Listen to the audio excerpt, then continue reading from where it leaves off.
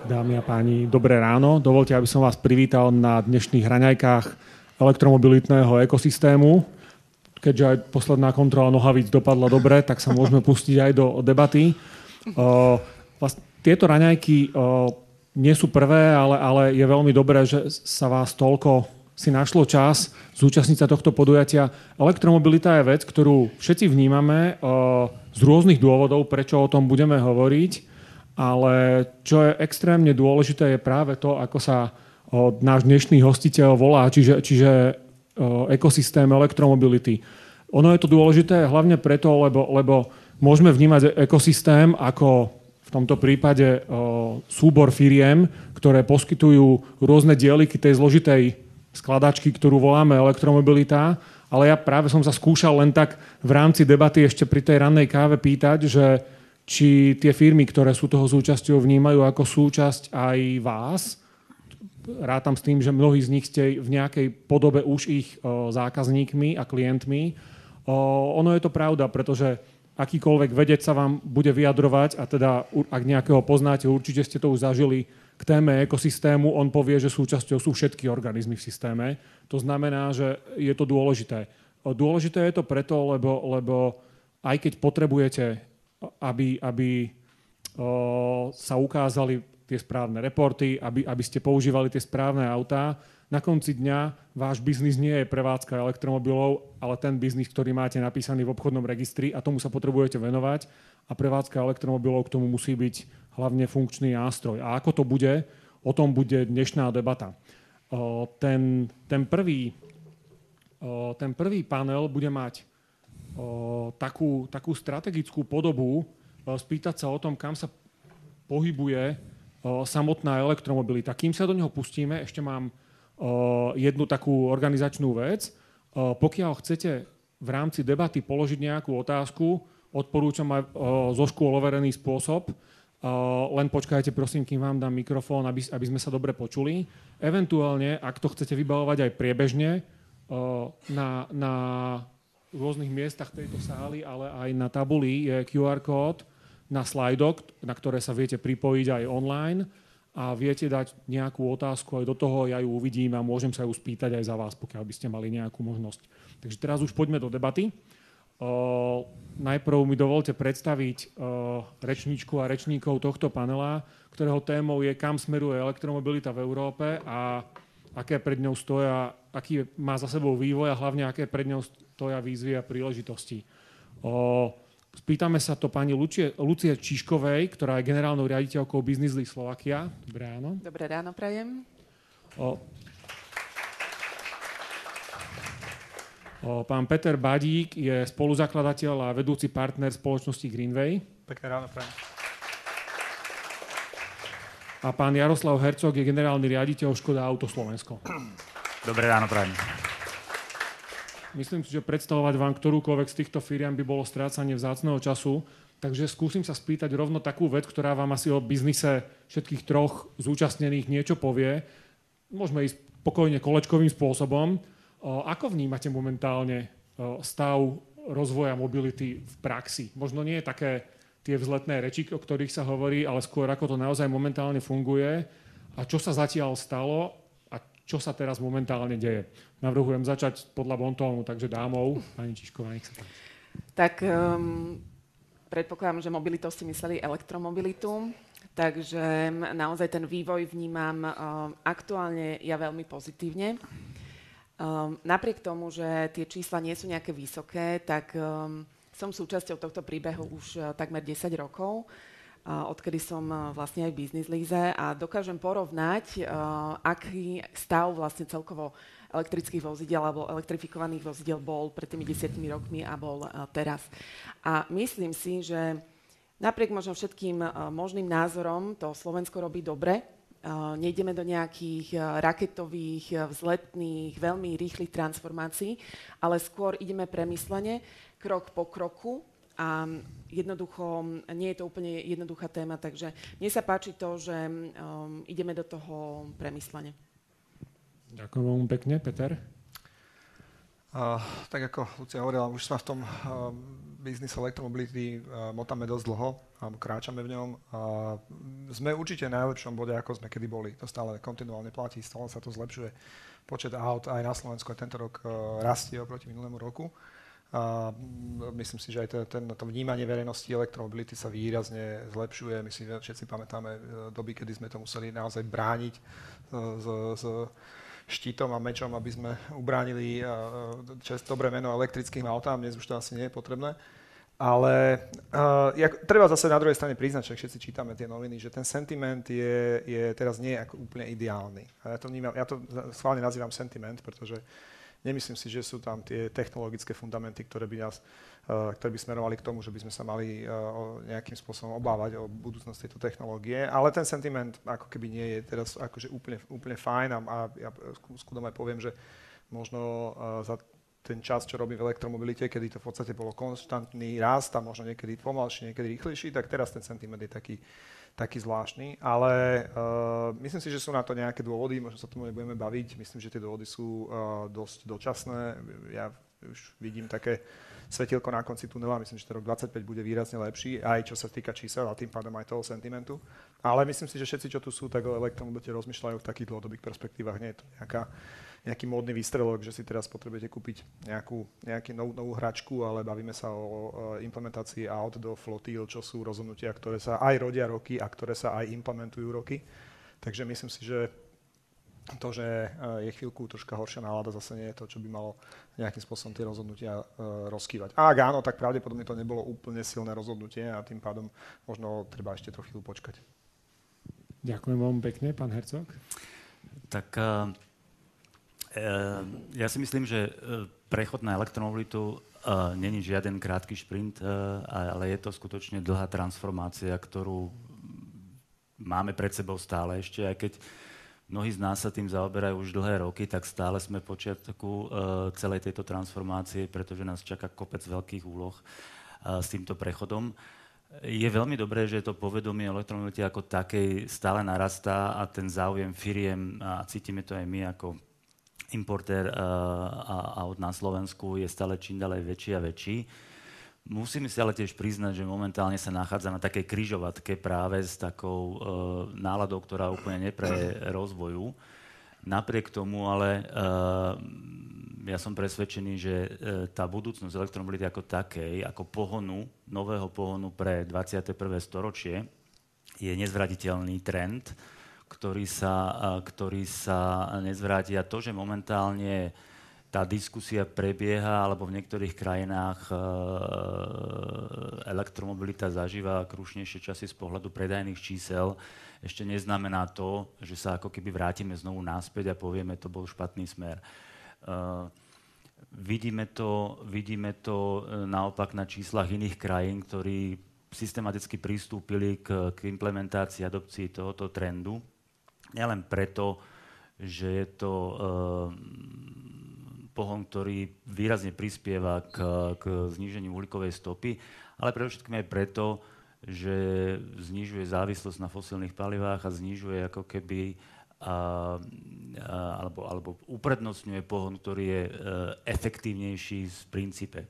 Tú 1 kWh vloženú do batérie dokážete z 90% preniesť na ten krútiaci moment na to koleso. Takže tento trend je nezvratiteľný a myslím si, že všetci momentálne, ktorí sú v tej branži, či už je to infraštruktúra, finančné inštitúcie alebo my ako automobilky, momentálne robíme maximum preto, aby na trhu boli tie riešenia pre zákazníkov, ktoré túto adopciu uľahčia, pretože predovšetkým zákazník bude rozhodovať o tom, či táto adopcia bude úspešná alebo nie.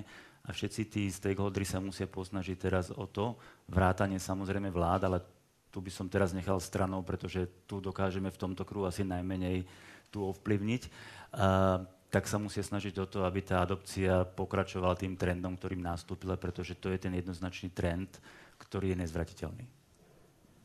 Ďakujem veľmi pekne. No myslím si, že už toto úvodné kolečko ukázalo, že ten panel je vyskladaný veľmi dobre.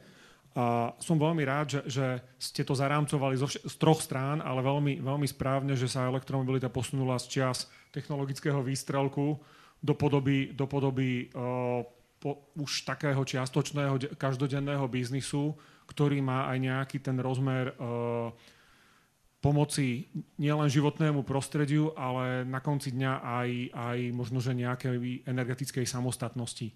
Na to by som sa možno, že aj spýtal asi vás, pani Čižková, darí sa, alebo pribudol do tohto celého kolobehu ešte aj koncept ESG, ktorý už prechádza z možno, že takých filozofických debát firiem, ktoré chceli vyzerať dobre, do podoby reportovateľných parametrov, ktoré už budú súčasťou a tak ako sú to čísla o hospodárení, tak aj čísla o teda uhlíkovej stope alebo ďalších podobných parametroch budú normálne súčasťou výkazov firmy. Akým spôsobom podniky, možno že tie, na ktoré vidíte, či už je to klientela v rámci Slovenska, ale možno že aj v tom európskom rozmere, posúvajú ten pohľad možno že jednak k podobe udržateľného podnikania, ale posúva sa už elektromobilita aj do podoby vyslovene technického riešenia aut pre biznis firmy? Určite ten motív, prečo aj naši klienti sa na nás obracajú už s takou požiadavkou na teda poradenstvo v tejto oblasti, je to, že majú implementované politiky ESG a ako ste správne povedali, súčasťou práve toho reportingového mixu môže byť práve aj report ohľadom emisí CO2. Takže to je možno taký ten hlavný dôvod, prečo sa na nás klienti obracajú, že majú vo svojich car policies, ktoré sú zväčša dané od materských spoločností, dané limity, danú nejakú víziu, že do roku 2030 alebo 2032 niekto menej má času, niekto má viacej času, by sa mali orientovať naozaj na elektrifikované flíty a mali by postupne transformovať. Takže tu ja vidím taký ten hlavný rozdiel, že pred tými 10 rokmi, ja si naozaj pamätám tie výstrelky, keď sme boli u nášho klienta teda v Zvolenie Continental, odovzdávali sme maličky, teda ten jeden z prvých elektrických vozidel, ktoré sa tu ocitli s prvou stĺpikovou stanicou. Bolo tam kvanta novinárov, hlavné správy to vysielali, hej. Takže bolo to naozaj taký ten výstreloček a povedzme si, že to bolo jednoducho realizovateľné, lebo to bola jedna nabíjačka, jedno auto. Žiadny change management tam nemusel nastať. Začal, čo teraz, je to naozaj komplexná téma, ktorá je podporená práve tými politikami aj od materských firiem, alebo teda môže sa aj sama firma rozhodnúť, že ide týmto udržateľnejším spôsobom. Je to nezvratiteľný trend, súhlasím. No a tu nastáva naozaj tá komplexnosť tej témy, takže je úplne v poriadku, že klient úplne nevie, odkiaľ to má chytiť, pretože jednak zorientovať sa na tom trhu je strašne ťažké. Ja naozaj včera som mala takú reflexiu, som išla 10 rokov dozadu, tuto so Slavkou mám tie spomienky z toho Zvolena, že ja som normálne vysypala z rukáva tie modely. Bolo ich 5. Hej, že 5 aut na trhu. Teraz ja neviem, hej, že naozaj je kvanta, to Jaro má tieto štatistiky, že koľko tých aut vôbec na trhu máme, takže túto časť naozaj nechávam na tých mojich kolegov skôr. Čo sa týka naozaj nabíjania, kedysi boli tuto zopár. Dneska akože Ocel, Garicio, Trenčín, dobre to hovorím, tak podľa mňa asi 6 ich tam je, hej, rôznych firiem. Borimal, Greenway, normálne, že 4 typy výkonu si môžete vybrať. Takže proste sme úplne niekde inde. A ja si myslím, že to najťažšie na celom tomto je práve zvládnuť ten management zmeny vo firmách spolu teda s tímom ľudí, ktorí potrebujú sa adaptovať na elektrifikované vozidlo. Táto fáza sa obvykle posúva do takej tradičnej dilemy, či vajce alebo sliepka, že či treba viac aut alebo nabíjačiek. Ja teraz zvolím autá. Možno sa na to spýtam vás, pán Hercog. Vnímate to momentálne, že je už rozvoj elektromobility vo firmách, čiže vlastne vaši podnikoví klienti, to, čo už vám naozaj prehovára, čo vám mení aj plány ako importéra? Tak samozrejme na Slovensku, ak zoberiem ten región Slovenska, tak máme firmy, ktoré sú veľmi napred v tomto. To sú väčšinou firmy, ako tu už bolo spomínané, ktorú majú jasnú ESG politiku, majú nejakú víziu znižovania uhlíkovej stopy, sú väčšinou globálni hráči v tom európskom alebo svetovom meradle. Ale máme i lokálne firmy, ktoré jednoducho z presvedčenia a takisto i z nejakého ekonomického pohľadu, lebo ten ekonomický pohľad musí vždycky byť tiež súčasťou celého toho prechodu a tranzície. ktoré jednoducho sa rozhodli, že budú následovať ten trend a budú nejakým trendsetrom v celej tej oblasti. Ľudská tu spomínala, že predstavovala prvé auto, vtedy to myslím boli tie trojičky, také Citroën, Peugeot, Mitsubishi, lebo to bol ten tretí. Ja som si robil nedávno takú štatistiku, ako je to dneska aj na slovenskom trhu z pohľadu počtu jednotlivých modelov. A keď sme sa na to pozerali cez data, tak vidíme, že dneska na Slovensku sa predáva v tom celom spektre tých segmentov cirka 96 elektrických modelov oproti takmer 400 modelom v tom spaľovacom segmente. To znamená, že tu je stále istý nepomer, ktorý sa ale výrazne doháňa v posledných mesiacoch a v najbližších mesiacoch budeme svedkami mnohých premiér nových modelov, ktoré práve budú vstupovať do tých segmentov, ktoré budú predovšetkým dostupnejšie. A to je aj tiež jedna z tých zábran, ktoré momentálne my riešime, kedy príde už tá elektrická Octavia, kedy príde už ten elektrický Karoq, kedy príde už auto, ktoré bude dostupnejšie, pretože ja chápem a vnímam ten názor niektorých firiem, ktorí samozrejme vnímajú to, že nemôžu v tej prvej fázi hneď vymeniť celý ten svoj fleet za, v tom našom prípade, auto, poviem, strednej triedy, v prípade Enyaqu, ale čakajú postupne na to, až prídu tie jednotlivé modely, ale medzičasom sa pripravujú. A to je strašne dôležité, aby sa tieto firmy pripravili a my sme s nimi v úzkom kontakte na to, že ten kečup, ak by som to tak povedal, keď tlačíte z tej fľaše a búchate, nič sa nedeje a potom buchnete tretíkrát a zrazu máte toho plný tanier aj niekde inde, že jednoducho príde a tá naša rola tých výrobcov alebo importérov je tá priniesť na trh autá, ktoré budú dostupnejšie, budú lepšie plniť tie požiadavky tých našich klientov v tom celom spektre. Hej. A tá doba bude prichádzať v najbližších mesiacoch. Myslím si, že začínajú to potvrdzovať aj čísla, ak sa nemýlim. Videl som nejakú štatistiku, že v rámci Európy sme teraz zažili prvý mesiac, a teraz nie som si istý, či to boli elektrické alebo elektrifikované autá, že prekročili počet aut so spaľovacím motorom, čo je v zásade to, že asi to robíte nejakým spôsobom teraz vy ako automobilky aj dobre.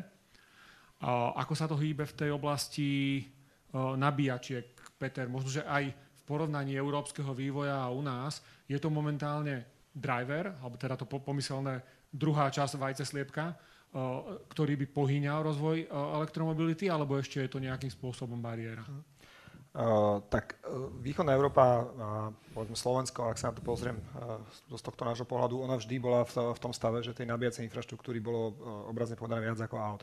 Ten kritický parameter, ktorý sa oplatí sledovať, je vlastne počet elektrických aut na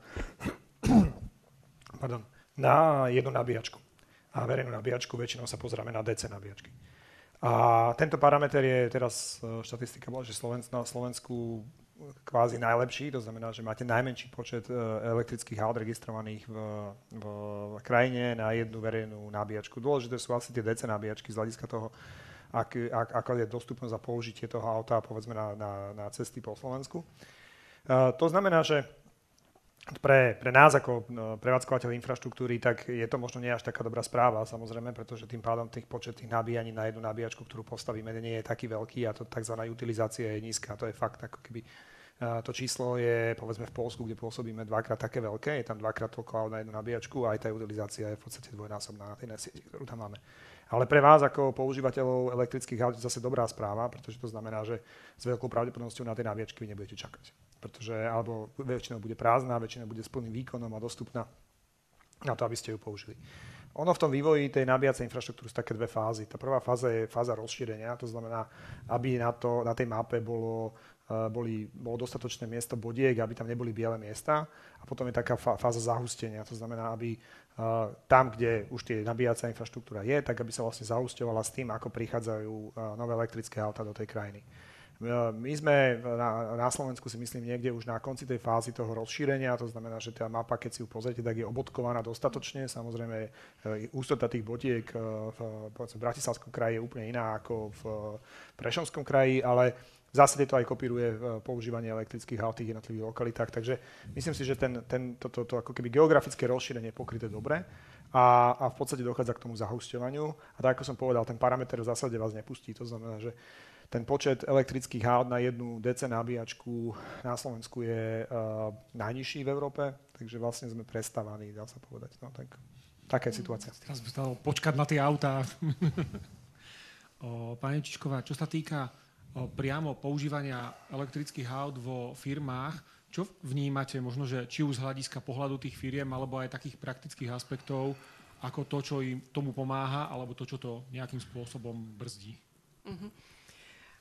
Podľa mňa tento istý trend sa teraz deje aj vo firmách. To zahusťovanie sa mi veľmi páči, že naozaj tie prvé lastovičky, prvé auta v tých flítoch už proste boli nejaký ten piatok a teraz naozaj firmy bojujú s tým, že ako naplánovať tú kontinuálnu obmenu vozového parku už za tie elektrifikované. Takže to je presne o tom, že dať do toho nejaké rácio, a aby to malo hlavu petu a netlačili sme zbytočne možno elektromobil tam, kde naozaj ten diesel má byť. Takže toto je podľa mňa také jedno z tých najdôležitejších. Určite klienti si už nedávajú otázku, že do jazdu, lebo ten sa dramaticky posunul hore, ale riešia skôr také, že spoľahlivosť možno toho dojazdu. Hej? Takže tiež ideme do nejakej druhej fázy. Myslím tým, že áno, určite v lete, v zime chová sa to auto trošku inak.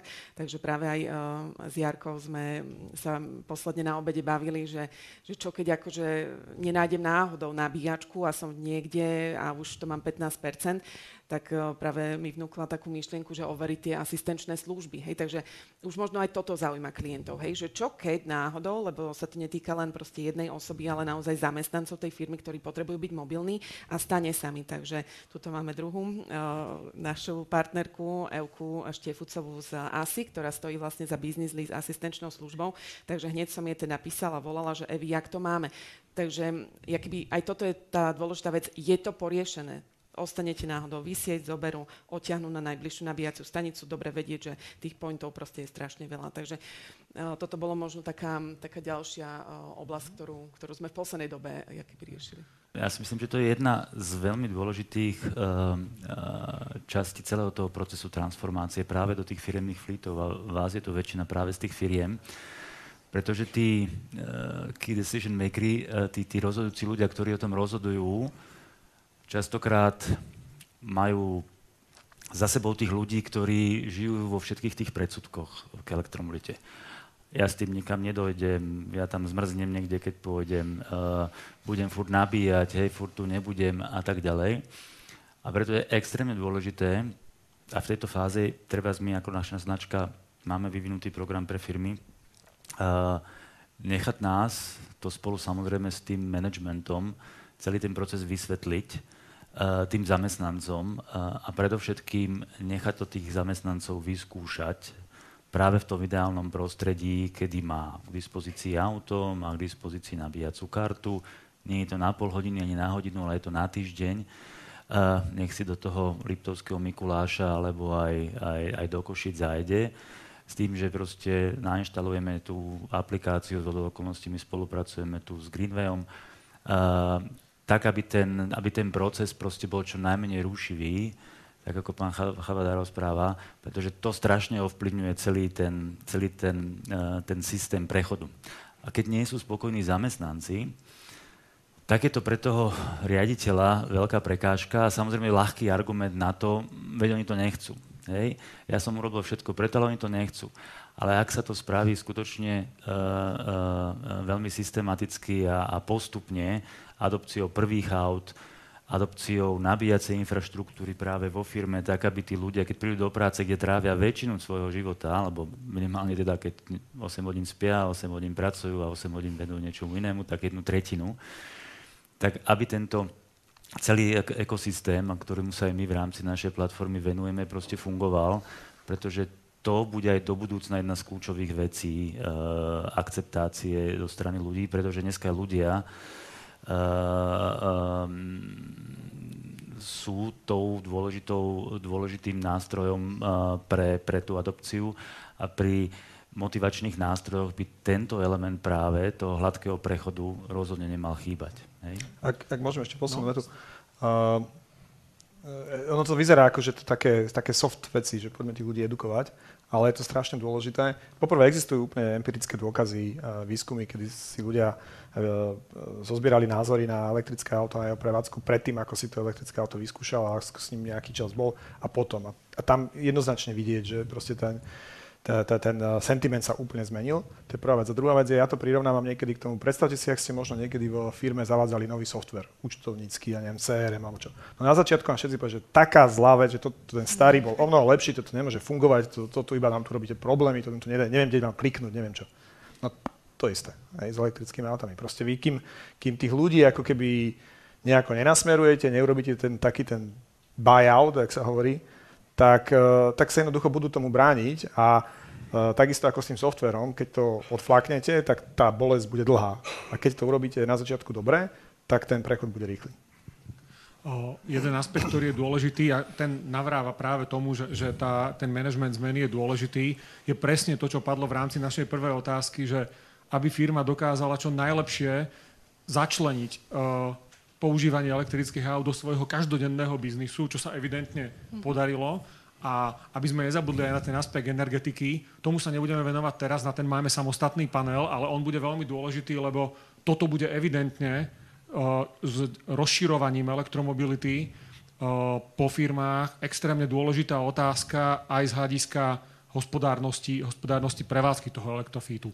Možno, že úplne nakoniec, keďže už náš čas tohto panelu pomaly vypršiava, aby som sa spýtal, možno, že len heslovitým spôsobom vás všetkých troch, ako vnímate, že čo budú okrem týchto vecí, ktoré sme už spomenuli, také že zásadné veci, ktoré zmenia používanie elektrických aut vo firmách v najbližšej dobe, no pozrime na takú dobu, na ktorú vidíme, že 5 rokov podľa vás. Môžeme udržať poradie, ktorým sme začali, takže pani Číšková. Tak určite aj tie vládne opatrenia môžu pomôcť. Ja osobne nie som zastanca dotácií, ktoré z môjho pohľadu len krivia trh a tak sa to aj stalo v západnej Európe, takže ja som rada, že žiadne dotácie tuto na Slovensku nemáme, ale určite sú iné možnosti podpory. Jaro s nami zdieľal vlastne teraz úplne čerstvú novinku, že od nového roka teda dôjde k úľave toho 1% z obstarávacej ceny, ktorý sa sťahuje zamestnancom z ich mzdy. Tak sa to zmení pri teda plug-in hybridných a elektrických vozidlách na 0,5% a som to tak rýchlo prenásobila.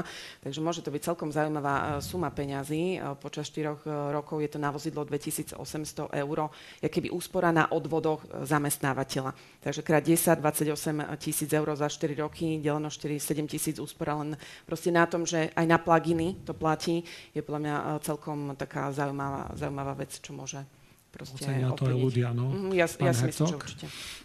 Nielen to len pre firmy, samozrejme, ale aj pre tých užívateľov. Tam je ten benefit toho 40 000 auta z DPH asi 2300 € za tie 4 roky. To znamená aj ten vodič, ktorý sa rozhodne, či už pre plug-in hybridné alebo elektrické auto, vo finále pocíti vo svojej peňaženke každý mesiac o 50 € naviac. A možno sa vám to zdá relatívne malá suma, ale z toho okolia za ten posledné 2 týždne mnoho ľuďom v pozitívnom duchu týchto 50 € začalo vrtať v hlave a čo môže pomôcť. Nehovorím, že to bude spásne, ale minimálne v tom konsolidačnom balíčku, ktoré na tie firmy a na ľudí dopadne zväčša veľmi negatívne, tak toto je jedna taká pozitívna záležitosť v kontexte elektromobility. Hej. Peter? No ak by som to ja smeroval teda od tých aut k infraštruktúre, čo je náš chlebiček. Poprvé myslím si, že veľká zmena prichádza na najbližšie roky, na povedzme 2, 3, 4 roky je výstavba aj na Slovensku väčších nabíjacích hubov. Všetci operátori, vrátane nás, to pripravujú. Pripraviť taký hub ale trvá 3-4 roky, takže keď chcete vedieť, čo bude o 2 roky uvedené na trh, tak sa musíte pozrieť ku nám do kuchyne, tam vás nepustíme, ale môžem vám povedať, že budú to hlavne väčšie nabíjacie huby. A druhá taká téma spojená s infraštruktúrou sú z môjho pohľadu dáta. My hovoríme, že tá transformácia, to nabíjanie je komplikovanejšie. Predsa len pri tom tankovaní, tak je to relatívne jednoduchý vzťah, idete na nejaké miesto, kúpite si kvapalinu a potrebujete to nejakým spôsobom, ten bločok zreportovať v podstate. Tu môžete mať nabíjanie na verejnej infraštruktúre, na infraštruktúre, ktorú si postaví tá firma v garáži svojho office buildingu alebo neviem, na garáži svojho parkoviska, môžete mať nabíjanie doma toho zákazníka, toho vášho zamestnanca. Môže ísť s tým autom do roamingu niekam mimo Slovenska. A my stále viac a viac vidíme, že hlavne keď sa bavíme o väčších flítoch, to znamená, že odchádzame od tých 2, 3, 4 aut a v spoločnosti desiatkam, tak začína byť veľmi dôležitá tá dátová vrstva. To znamená, akým spôsobom my vieme vymieňať informácie si s účtovným oddelením, s fleet managementom, informácie o nabíjaní, kde sa kto nabíjal, ako a tak ďalej. My hovoríme, že tá transformácia pri nej musí byť dôležitý, šťastný nielen ten šofér, ktorý šoferuje, ale musí byť šťastný fleet manager, musí byť šťastný CFO, musí ušetriť, musí byť šťastné účtovné oddelenie, že to vie zaúčtovať. Takže myslím si, že tá dátová vrstva nad tými, že dodávame elektróny, ale nad tými vidíme proste dátovú vrstvu, ktorá je strašne dôležitá. Takže dáta a veľké huby. Teraz v ďalšom paneli, ktorý bude bez prestávky, tu si dovolím na to poukázať dopredu, len si vymeníme speakerov, pôjdeme ešte viac do hĺbky do rôznych tých ekonomických aspektov prevádzky elektrifikovaného flítu, ale v tejto chvíli mi už dovolte, aby som poďakoval našej prvej trojici speakerov za veľmi zaujímavé informácie. Ďakujem veľmi pekne. Ďakujeme. Pani Jarmila Belicová, generálna riaditeľka Schneider Electric Slovakia, bude zastupovať práve úspešného zákazníka, ktorý si už elektromobilitu vyskúšal. Ďakujem. Dobrý deň. Aby sme sa dostali do tých praktických aspektov operatívneho leasingu, ktorý už naozaj sa posúva pomaly do podoby mobility ako takej a tiež tých aspektov zahrňa viac. Máme tu Lindu Bednárikovú, ktorá je acquisition team manažérkou Business Lease Slovakia. Dobrý deň, ďakujem. Keďže už tu boli spomínaní účtovníci a veľa dát, ktoré vlastne budú tvoriť tú dátovú vrstvu, ktorá by nemala byť dátovou brzdou, ako mi to skoro utieklo, tak je veľmi dobré, že bude aj funkčná zložka a tu zastupuje pán Tomáš Brokeš, National Sales Manager pre telematiku spoločnosti Eurovac. A potom samotnú prevádzku, keďže ten praktický rozmer nabíjania tu stále je, tak Greenway ostáva v paneli v podobe pána Gregora Šiškoviča, ktorý je senior manažérom. Prvá otázka absolútne musí patriť vám, pani Belicová, a je taká úplne nultá, že aké otázky ste riešili, kým sa vaša firma pustila, no vtedy ešte asi aj do dobrodružstva zvaného elektromobilita. Tak my sme súčasťou korporátu, ktorý to má presne ako Ľudská spomínala aj v stratégii, čiže do toho roku 2030 by sme mali mať našu flotilu, čo je viac ako 60 aut, kompletne elektrifikovanú. Tak riešili sme samozrejme to, aké sú modely na trhu, aj toto bolo dnes spomínané, ako sa ten kečup z tej fľaše dostáva von, čiže tie značky nám trocha na tej strednej triede stále na tom trhu chýbajú. No ale vôbec, aby sme sa do toho celého mohli pustiť a vzhľadom na to, že tá téma ju stále vnímam ako trošku kontroverznú, preto lebo máte buď veľkých fanúšikov elektromobility alebo veľkých odporcov elektromobility. Takých ľudí, ktorí dokážu priznať, že áno, má to svoje rácio a svoje opodstatnenie. Taký ten stredný prúd som vnímala ako veľmi malú skupinu. Takže sme si povedali, že nebudeme na to nejak tlačiť, lebo každá tá akcia zase vyvoláva nejakú reakciu. Takže skúsime ísť tou cestou tej vlastnej skúsenosti.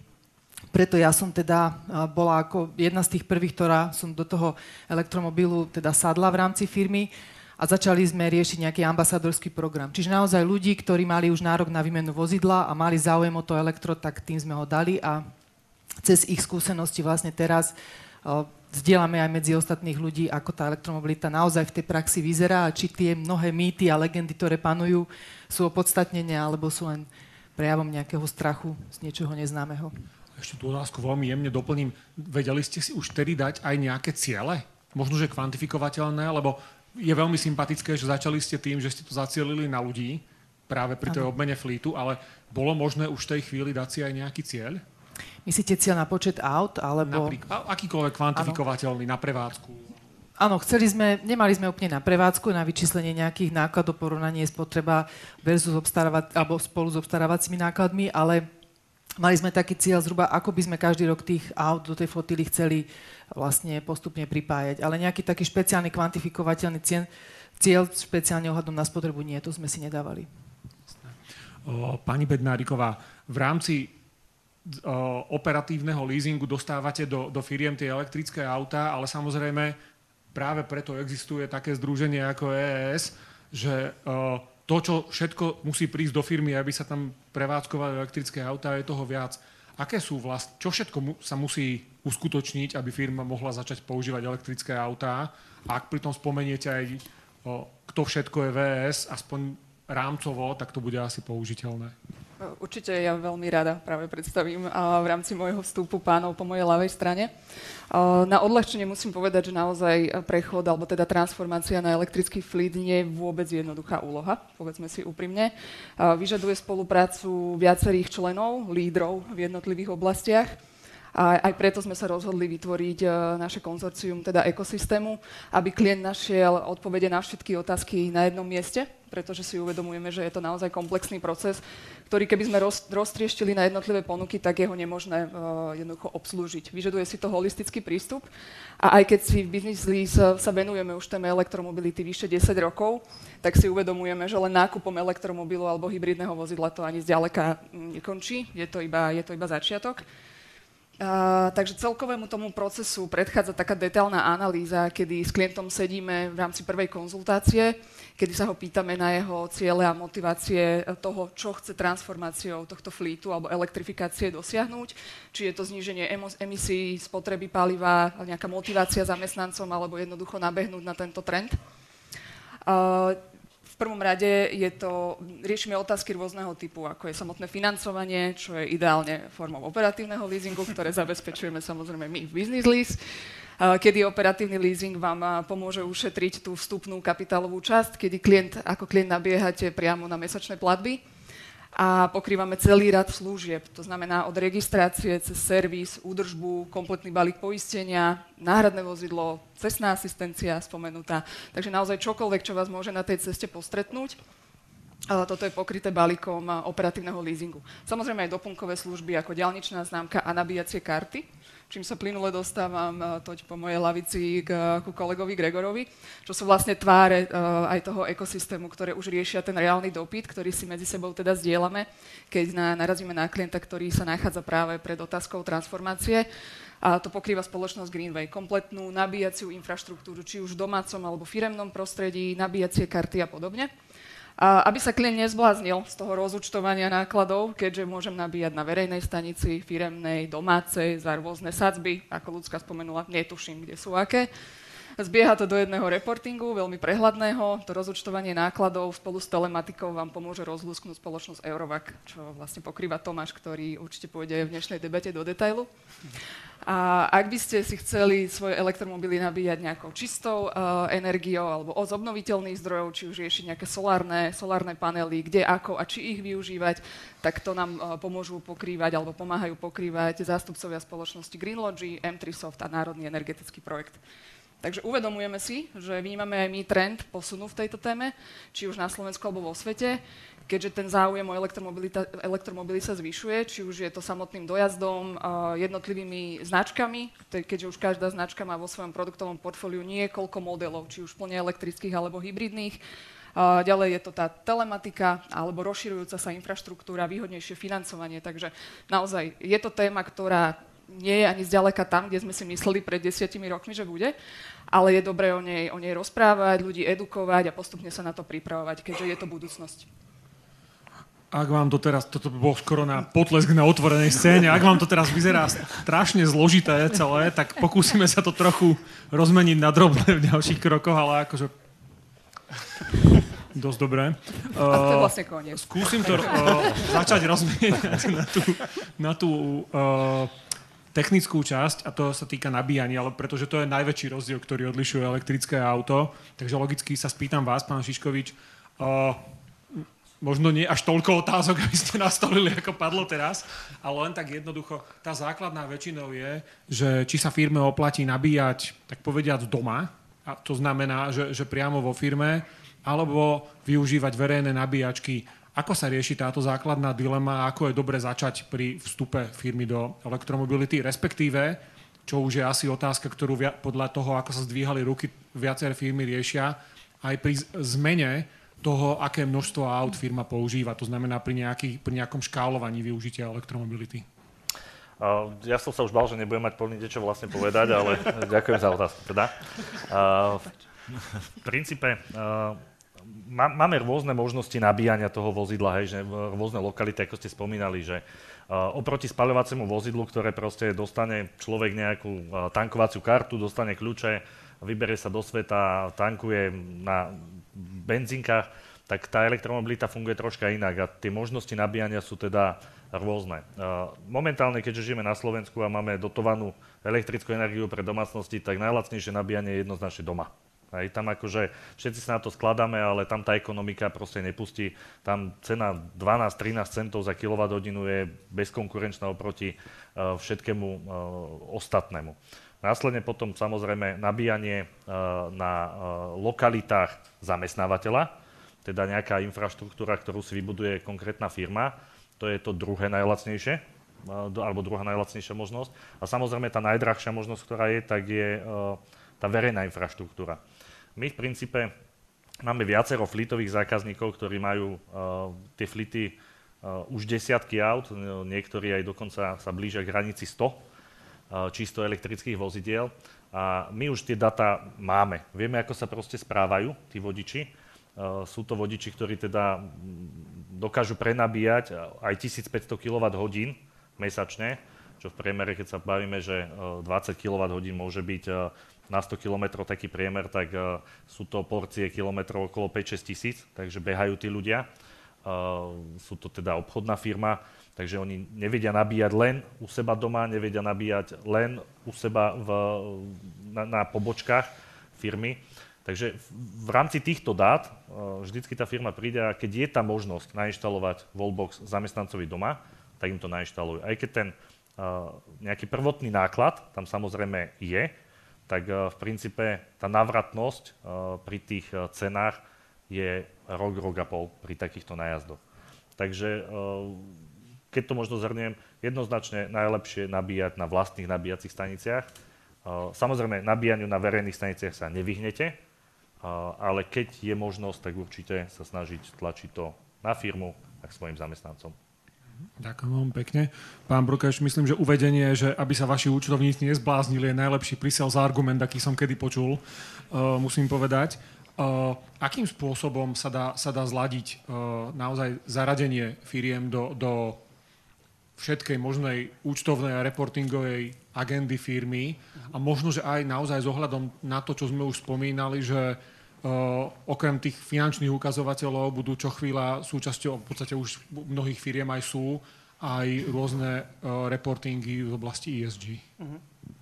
Ďakujem veľmi pekne.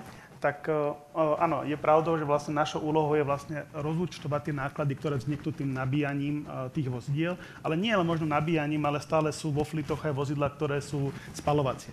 A tu vlastne vznikajú ako keby tie problémy, že máme vozidlá, ktoré sú čisto elektrické, máme vozidlá, ktoré sú spaľovacie, prípadne máme tu hybridné vozidlá. Tieto vozidlá sa častokrát môžu aj prehadzovať medzi jednotlivými zamestnancami. Jednotliví zamestnanci môžu jazdiť aj služobne, ale aj súkromne. A teraz, keď si dáme ako takú krásnu kombinatoriku, že mám tu zamestnanca, ktorý jazdí súkromne aj služobne, chvíľku mal elektrické auto, potom presedlal na hybridné vozidlo, čiže tankoval aj benzín, niečo nabíjal doma, niečo nabíjal na firme, niečo nabíjal vlastne na verejnej sieti, tak toto keď bez nejakého poriadneho systému vlastne poviete účtovníkovi, že teraz to zaúčtuj, tak si myslím, že naozaj je to na to zbláznenie. A práve tu my prichádzame s našim produktom vlastne Web Dispatching, kde my dokážeme do každého jedného vozidla namontovať vlastne vozidlovú jednotku, Vetronix, ktorá vlastne monitoruje všetky tieto náklady, ktoré vzniknú. To znamená, aby sme išli tak trošku, aby ste ma pochopili, tak vozidlo príde domov, zapojí sa na nabíjačku, či je to wallbox, alebo je to nejaký len ten prenosný kábel, alebo čokoľvek, tak my dokážeme vlastne pomocou nášho Web Dispatchingu rozoznať, že to auto sa nabíjalo doma, pretože ten zamestnanec má nastavené, že tuto on býva a máme domáce nabíjanie rozoznané. Nemusíme mať ani popri tom nejaký smart wallbox, Lebo nie vždy hneď prvý zamestnanec, ktorý si zoberie auto, tak hneď si kupuje smart wallbox hneď s autom. Niekedy to je, že dostane to auto na chvíľku, niekedy proste nechce mať doma smart wallbox, má niečo jednoduché, alebo má už implementovaný nejaký jednoduchý. Takže nie je to úplne jednoduché, takže my dokážeme rozoznať našim systémom, že auto sa nabíjalo doma, alebo auto sa nabíjalo na firme, alebo auto sa nabíjalo na verejnej stanici nabíjacej. A z týchto informácií my naozaj dokážeme poskladať, koľko musíme my vyplatiť vodičovi za to, že nabíjal on doma zo svojej súkromnej elektriky, koľko sme zaplatili teda my, alebo v akých nákladoch na firemnej alebo na verejnej stanici. A zároveň, keď jazdí aj súkromne služobne, tak koľko on nám má zaplatiť za súkromné kilometre, ktoré odjazdil a koľko my sme mu zaplatili za tie služobné. Takže toto je taký ako naozaj taký mix, ktorý keď nemáte poriadne podchytený systémom, tak môže byť naozaj problém a u nás stačí, že ten vodič proste je identifikovaný v tom vozidle a my naozaj vám povieme každý jeden ten aspekt, že kde ako nabíjal a ako sa treba s tým vodičom vlastne vyrovnať. Trošku sme to zjednodušovať začali, ale aby sme to ešte možno pokročili v tomto, pani Bednáriková, z tých všetkých vecí, čo ste menovali pri predchádzajúcom preslove... Ja už nemám čo povedať. Nie. Ja som to vymyslel. Že čo sú tie veci, ktoré je dobré nastaviť na začiatku, keď sa začnú v nejakom už relevantnom množstve dostávať do firmy elektrické autá, aby na jednej strane ešte sa z toho nikto podľa možnosti nezbláznil. Na druhej strane, aby už všetky veci aspoň tak fungovali, aby z toho tí ľudia neboli vyslovene, aby to nezískalo nejaký negatívny pocit. Napríklad aj z takých relatívnych drobností, ako tu boli spomenuté v predchádzajúcom paneli, lebo to je presne vec, ktorá, keď to je prvýkrát, tak môže ten dojem urobiť taký rozpačitý. Tak sa budem snažiť teda nerozvetliť v odpovedi. A teda povedala by som, že nadviažem na tú svoju predchádzajúcu odpoveď, že úplne kľúčovým prvým krokom je tá vstupná analýza, kde teda klienta vyspovedáme, ako má súčasné zloženie vozového parku s ohľadom na nejaké cestovné zvyklosti jeho vodičov, na lokalitu jazdenia, na využitie kapacity baterky, dojazdov, prípadne preferovanej značky. Toto je taký úplne úvodný krok, čiže výber takého optimálneho mixu vozidiel, alebo teda to, čo by tam z hľadiska aj nejakého zachovania politiky v rámci internej car policy klienta bolo teda zachované.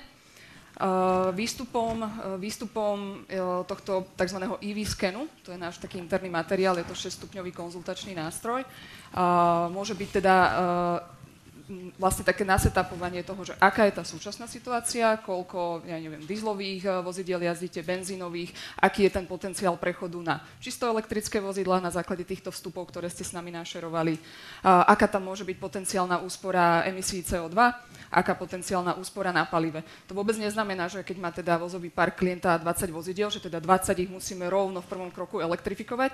Snažíme sa ísť na to postupne, tak ako nám odpovie vlastne klient v tých prvých analýzach a aby to nebol pre neho zároveň veľký šok. Spomínala som tie značky, samozrejme ideme s ohľadom na car policy, zároveň Business Lease je značkovo neutrálna spoločnosť, čiže dokáže prefinancovať čokoľvek do 3,5 tony, plne elektrické, hybridné a podobne, ale keďže tu máme teda zástupcov spoločnosti Škoda, ktorí sú tiež členovia konzorcia, tak preferujeme Škodu. Aby sme to teda takto ukotvili. Zároveň, čo vie klient ešte čerpať, taký príjemný benefit toho, že teda už odberom napríklad 3 kusov vozidiel v rámci celého toho jeho vozového parku vie čerpať krásne veľkoodberateľské zľavy, ktoré my ako Business Lease celé premietame do mesačnej platby a teda robíme ju tým ešte atraktívnejšou. Čiže druhý taký element tohto celého, okrem optimálneho výberu vozidiel, je tá finančná celková efektívnosť toho celého procesu, ako som spomenula, ideálne operatívnym leasingom, pretože ak si povieme, že tie celkové prevádzkové náklady alebo celkové náklady na firemný vozový park vedia byť práve týmto komplexom služieb, ktoré poskytuje operatívny leasing o 20 až 30% nižšie ako v porovnaní s nákupom do majetku, teda v keši, alebo nákupom cez finančný leasing. A samozrejme potom je to tá prevádzková časť, kedy opäť pozerám na Gregora, že je to tá nabíjacia infraštruktúra, ktorá je úplným základom, aby bola pokrytá. Či už je to optimalizácia nabíjacích bodov, dostupnosť nabíjacích staníc a ide to ruka v ruke. Ak sa klient u nás rozhodne obstarať elektromobil, automaticky nasleduje druhá otázka, ak nás teda predbehne, že teda čo s nabíjaním. Či vo firme, či doma, či verejne, aké máme možnosti. Ďakujem. A ja tú otázku na pána Šiškoviča rovno posuniem. Ako to nastaviť a možno, že čo je dôležité pri prvom nastavení a kedy je čas možno, že aj to nastavenie upravovať, ak prax ukáže, že možno, že sa dá urobiť ešte lepšie. No, ja by som možno ešte začal tak troška obšírnejšie. V princípe tá prvotná vec, vždycky, čo sa stretnem, keď prídem na nejaké rokovania, teda príde tá téma na zmenu toho fleetu, tak väčšinou tam sedí ako nejaká účtovníčka, nejaký finančný človek, nejaký človek z fleetu a to sú tí takí najdôležitejší ľudia v princípe, ktorí o tom vedia rozhodovať. Ale ten prvopočiatok je to, čo vám dokáže tú elektromobilitu vo firme naozaj predať, je to, aby ste mali spokojného zamestnanca. Lebo keď toho zamestnanca prídete s prvým autom, ten človek nebude vedieť, tá skúsenosť, ako to nabíjať a neviem čo, nebude vedieť, ako s tým autom fungovať a bude mať ten user experience proste zlý, tak vie to nakaziť vlastne celú firmu. Takže ten úplný prvopočiatok je to, aby už dopredu ste nad tým rozmýšľali, že keď to už dáte, to elektrické auto tomu zamestnancovi, tak aby naozaj ten jeho zážitok z toho bol pozitívny. Lebo keď je pozitívny, tak následne vie tým infikovať aj všetkých ďalších zamestnancov a jeho kolegov a tú nejakú vlnu hejtu proste môžete preskočiť. Prejdem teda k otázke. To nabíjanie. Keď už máme nejaký setup tých vozidiel, tak vieme sa samozrejme pozrieť na to, ako to nabíjanie zabezpečiť pre vodičov. My sme na to v podstate vymysleli riešenie Greenway Fleet, ktoré nezahŕňa iba nejaké dodávanie nabíjacích staníc a tak, ale je to naozaj také komplexné riešenie, kde sa pozeráme na toho konkrétneho vodiča, na akom aute samozrejme bude jazdiť, ako má spotrebu a ako sa bude správať. Či sa bude nabíjať na firme, či je tá možnosť, či sa bude nabíjať u seba doma, či je tá možnosť, alebo sa bude nabíjať na tej verejnej sieti. A samozrejme, keďže 21. storočie je storočie dát, tak samozrejme tie dáta sú veľmi dôležité a aj to celé reportovanie, kde sa nabíjal, ako celé to používanie toho vozidla a používanie nabíjacích staníc, tak takisto tieto reporty proste poskytujeme pre tie firmy. Z toho v podstate vypadne to, aký setup, či už nabíjacích staníc, alebo nabíjacích služieb tá firma potrebuje. My pre fleetových zákazníkov máme fleetové balíky, kde je veľmi dôležité zasa, aby bol spokojný ten vodič, kde s tou jednou kartou sa človek teda nabíja nielen na sieti Greenway, ale aj na sieti roamingových partnerov na Slovensku, čo je Lidl, OMV, zase a takisto aj v zahraničí. Takže zasa tá jednoduchosť, že ten človek, to aby sa nestalo to, čo sa stalo tomu pánovi, čo dostal auto, dostane kartu a môže s ňou nabíjať kdekoľvek. On príde k nabíjacej stanici a nabíja. Takže zasa tá skúsenosť toho vodiča je veľmi pozitívna, že nemusí rozmýšľať, že či tam môžem, nemôžem. Nabíja s tou jednou kartou v podstate všade. Takisto je to v princípe veľmi jednoduché pre to účtovné oddelenie, ktoré si vie proste napočítať tie financie, ktoré bude potrebné si napríklad budžetovať na najbližší rok, lebo viem, koľko mám kWh balíku, viem, koľko za to mesačne platím, viem si to nabudžetovať. Takže tým som chcel povedať to, že nejaká vstupná analýza, že ono to nie je iba o tom, že potom si povieme, koľko nabíjacích staníc, ale je to naozaj taký komplexnejší problém, na ktorý sa treba pozrieť a až následne takto vieme vysetapovať nejaké to riešenie. Ďakujem veľmi pekne. Pani Belicová, vy ste spomenuli, že tí prví vaši kolegovia a kolegyne, vrátane teda vás osobne, ktorí používali vo firme elektrické autá, mali pozíciu akýchsi ambasádorov, alebo teda ambasádoriek. Bolo potrebné zvrátenie toho, čo tu teda bolo označené ako protielektromobilitový hejt, v nejakej fáze a ak áno, kto bol jeho zdroj? Nemusíte menovať úplne, ale že akoby z akých častí firmy sa ozývajú pozitívne hlasy, z akých negatívne a možno, že ako sa to v čase mení? Práve je zaujímavé, že tí ambasádori sú nadšenci tej elektromobility. Práve možno tým, že mali možnosť sa k tomu dostať v tom reálnom živote, tak prišli na to, že to nie je taký strašiak, ako to tí ľudia vidia. Ja čo vnímam, skôr ľudia, ktorí vôbec nemajú skúsenosti s elektromobilitou, tak sú najväčší takí hejteri. Takže tí ľudia, ktorí k nej pričuchli, tak už vidia. Nehovorím, že každá situácia je ružová a všetko je vždy perfektné. Na druhej strane mám takú skúsenosť, že elektromobilita je výborný icebreaking na obchodných stretnutiach. Stačí, že prídete na tom aute a hneď sa teda všetci pýtajú, ako to je, ako to funguje. A 20 minút teda riešime elektromobilitu. A potom takisto som sa stretla aj s tým, že my elektromobilisti si musíme pomáhať. Takže hneď ľudia začnú zdieľať nejaké pozitívne veci, kde sú nejaké dobré nabíjacie body. Ja teda spomeniem Čaradice. Včera konkrétne som sa vracala z Košíc, takže označujem to za nabíjačkový raj. Takže tam je to naozaj úplne úžasné. A čo tu spomínali moji partneri v paneli, naozaj funguje. Ja nabíjam primárne doma a v práci, takže cez web dispatching sa dá toto vyúčtovanie proste úplne elegantne spraviť. Lebo taká začiatočnícka aj moja chyba bola, som nasťahovala 1 000 000 aplikácií do telefónu a potom som zistila, že ich vlastne vôbec nepotrebujem a nevyužívam, lebo cez tú CCS-ku alebo cez nejakú kartu dokážem na väčšine tých nabíjačiek proste nabiť.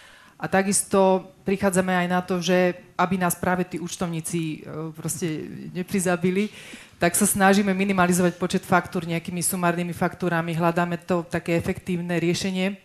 A práve preto je dobre do toho fleetu ísť postupne. Naozaj máme tých 5 aut plus 2 hybridy, takže keby sme do toho išli vo veľkom a hneď, aj Ľudská to spomínala, tú racionalitu do toho treba vkladať samozrejme a tú ekonomiku, tak by nás to možno úplne inde viedlo, ako takto, keď ideme postupne, vychytávame tie veci, chystáme si tú pôdu na príchod nových značiek a nových modelov a už potom aj to vyúčtovanie a to všetko okolo toho už bude pre nás oveľa jednoduchšie. Takže naozaj to, čo sa tu hovorí, ako také možno z ich pohľadu, ako pohľadu firiem, ktoré poskytujú ten support, ja zase z pohľadu toho užívateľa praktického môžem len potvrdiť, že to funguje a vidím tam ten vývoj aj na sebe, ale aj v tých oblastiach, ktoré tu kolegovia vlastne spomínali. Takže... Neviem, či je to aj otázka iba, akoby, či je u vás na mieste, ale to pokojne ju môžem položiť aj celému auditóriu.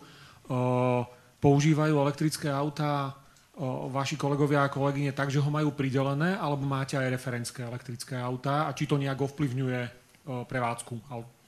Máme aj referenské, ktoré používajú asistentky, keď behajú na poštu alebo na proste niečo sa vybavuje v meste, ale potom máme auta pridelené, kde práve by sme aj v spolupráci s Business List vlastne sledujeme profil tých vodičov, či to dáva zmysel, aké sú prejazdy. A tam samozrejme zvažujeme aj takú možnosť, máme technikov, bolo tu aj spomínané IT spoločnosť, kde ten technik musí byť 24/7 k dispozícii. Takže tam zvažujeme, v akej fáze a či elektročisté alebo hybrid. Takže sú aj takéto pozície. Potom obchodníci väčšinou majú prejazdy v rámci regiónu, takže to sa dá. Čiže máme pridelené. Jedno referenské, ale väčšina je pridelených na konkrétneho vodiča. To sa spýtam ešte aj vás, akú máte skúsenosť? Skôr na osobne alebo referenské? Neviem, kto má. Možno aj tí, čo už spomenuli.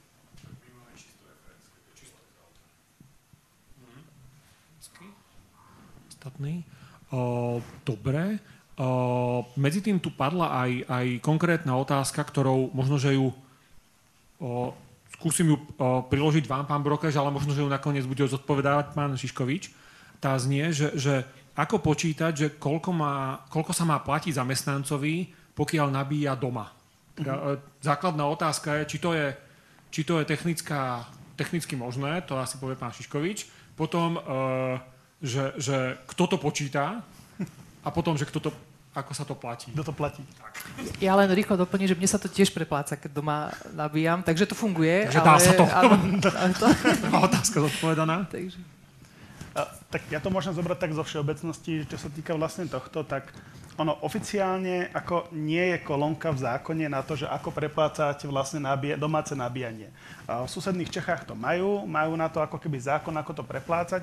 Na Slovensku nie, ale vo všeobecnosti ľudia to robia tak, že používajú na to základné vlastne preplácanie náhrad, ktoré vlastne vzniknú zamestnancovi pri výkone zamestnania.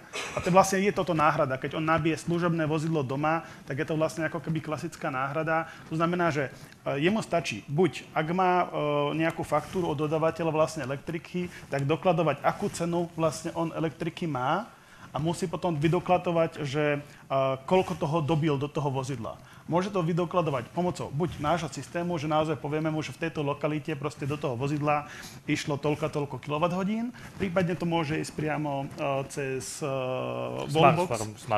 Smart Wallbox, ktorý vlastne povie, že áno, tu sa vlastne toľko a toľko nabíjalo. No a potom, keď už máme tie podklady, tak je to vlastne veľmi jednoduché, stačí to tomu zamestnancovi naozaj vyplatiť do výplaty ako táto náhrada, na ktorú sa ani nevzťahujú potom nejaké odvody alebo nejaké dane z príjmu a ostatné záležitosti. Takže ono vo finále toto je pomerne jednoduché.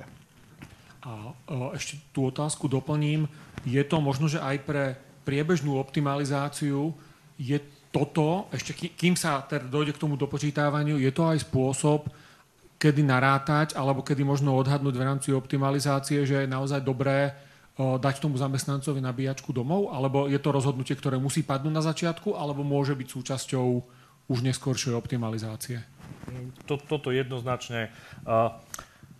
Firmy majú dáta o tom, ako tí ľudia štandardne alebo tí zamestnanci jazdia. Takže keď mám obchodníka, ktorý viem, že nabeha 5000 km, tak určite je dobre myslieť na to dopredu. A teda firmy na to aj myslia dopredu a teda inštalujú takýchto zamestnancov tie nabíjacie stanice. Ale ako tá nabíjacia stanica samozrejme sa dá nainštalovať v čase, a teda keď človek možno aj zmení pozíciu a prešiel z nejakého ofisového, kde naozaj chodí do roboty domov a má to 50, 100, 200 km a majú nabíjacie stanice v rámci ofisu, tak tam asi to inštalovanie tej nabíjacej stanice u zamestnanca doma nie je potrebné, ale napríklad zmení pozíciu, tak nie je problém a dá sa to vždycky doinštalovať. Jasné. A z praxe môže to byť aj možno, že v rámci komunikácie niečo ako benefit? Neviem, to je možno, že otázka aj na vás, pani Belicová, že či je to spôsob, ako, lebo je to zaujímavé, že v zásade v ponuke, zatiaľ aspoň to bolo, aj keď pán Hercog avizoval, že už to bude trochu inak, doteraz sme boli zvyknutí, že tie elektrické autá boli tak od, povedzme, že nižšej strednej triedy alebo až od strednej triedy hore. To znamená, že často už pridelenie elektrického auta mohlo znamenať aj pridelenie kvázi lepšieho auta, ako bežný človek mal. Je súčasť toho možno, že aj ten komfort nabíjania, alebo je to skôr otázka naozaj efektívnej prevádzky? Je to vnímané ako benefit práve preto, že tí ľudia jazdili na spaľovacích na Octaviách a Enyaq je vyššia kategória, takže toto jednoznačne vnímajú ako benefit a pochvaľujú si tie autá aj preto, čo sa stretávam, že ak to niekto vyskúšal to elektrické auto, tak tá aerodynamika a celý ten odpich toho vozidla je neskutočné. Je to neskutočné v porovnaní s inými autami a toto si pochvaľujú. Čiže vnímajú to ako benefit, veľmi si to vážia. Aj to má samozrejme vplyv, možno ako potom vplývajú ďalej na ľudí. Ale oni, viete, to je práve... Ľudia to vnímajú, keby to bolo všetko podávané len, že to je úžasné, tak by to tí ľudia nebrali. U nás dokážeme hovoriť aj o tom, že sa vyskytla nejaká situácia s nejakým nabíjaním niekde, ale to je práve veľmi dobré to zdieľanie tých informácií a už potom do budúcna viete odbúrať mnoho takýchto situácií, ktoré by vás mohli postretnúť. Napadá vám aj nejaká taká, na ktorú si možno dať pozor z praxe? Bolo tu dnes spomínané dostatočný počet nabíjacích bodov, porovnanie západ versus východ, tak mňa Prešov trocha zaskočil. Napríklad to bola jedna situácia, kedy naozaj, aj som to myslím ľudské zdieľala, potom sme riešili aj tú asistenčnú službu, lebo som sa dostávala baterke na nejaký 7%, čo bolo asi prvýkrát, odkedy to auto mám. A naozaj tam ma to zaskočilo, že pri takých bežných, ako je Lidl, Tesco, Emporia v Prešove, tak neboli dostupné nabíjania. Takže tam ma to trocha zaskočilo, ale Bratislava, povedzme až po Poprad, takýto problém nikde absolútne nemôžem. Fakt do pár kilometrov máte v dispozícii nabíjanie. Čiže možno ten východ, tam je otázka to, čo ste spomínali, čo je prvé, vajce alebo sliepka. Čiže či začať kupovaním aut alebo budovaním infraštruktúry. Ale zase, toto, ako som spomínala, že sme elektromobilisti a musíme si pomáhať, tak sú tam rôzne typy a vychytávky a už potom aj na tom východe človek sa vie zariadiť. Takže. Mňa napadla taká jedna len také porekadlo, ktoré tí, čo boli na vojne, ja som teda nebol, ale tí, čo boli, tak vždycky hovoria, že nabíja sa vtedy, keď sa môže a nie keď sa musí. Hej? A to platí u toho nabíjania. A u tých preferencií spomínali ste tie čaradice. Ja som sa pred 3 rokmi, než som prešiel na elektrické auto a už ho dneska jazdím tretím rokom, tak zastavil väčšinou v Beladiciach na McDonalde na kávu. Dneska som o pár kilometrov ďalej pri rovnakom komforte tých čaradíc napríklad s výberom 3 stojanov alebo 3 providerov. Dneska je tam už aj Ionity, dneska je tam ZTC, dneska je tam Greenway. A v podstate to Slovensko je relatívne malé a ten, kto po ňom veľmi jazdí, tak si veľmi rýchlo zvykne na tie svoje body a úplne automaticky si tú trasu plánuje cez Buča, Čaradice alebo ostatné destinácie potom ďalej na východ. Takže to vôbec nie je žiaden veľký strašiak a tí, čo už majú pár kilometrov za sebou, ako pán Šiškovič napríklad na elektrickom aute, alebo pani Blicová, jak spomínala, je to len taký prvý ostých a častokrát ja mám telefonáty od tých kolegov, ktorí dostali to prvé služobné auto elektrické, prosím ťa, jak sa dostanem do tých Košíc a kde mám nabíjať. A to sú vždy diskusie, ktoré začínajú na 5 minút, ale vždy končia po 3/4 hodine všetkým možným. Hej. Takže to sú také, presne ako ste rozprávala, že žijeme v takej svojej komunite a evangelizujeme v podstate tú tému elektromobility naprieč Slovenskom. Ďakujem veľmi pekne. Už sme hovorili o tom, že aké všetky dáta vy zbierate, ako s nimi pracujete, že sa to dá optimalizovať. Už v praxe sa ukazuje, že zákazníci zo všetkých strán o to budú mať záujem a pre tie firmy to môže byť naozaj užitočné. Ešte v ďalšom paneli budeme hovoriť aj ďalšie aspekty, prečo. Akým spôsobom sa dajú, ako evidentne dobre to bude fungovať, ak sa budú používať na to všetky tie dáta, ktoré sú z prevádzky.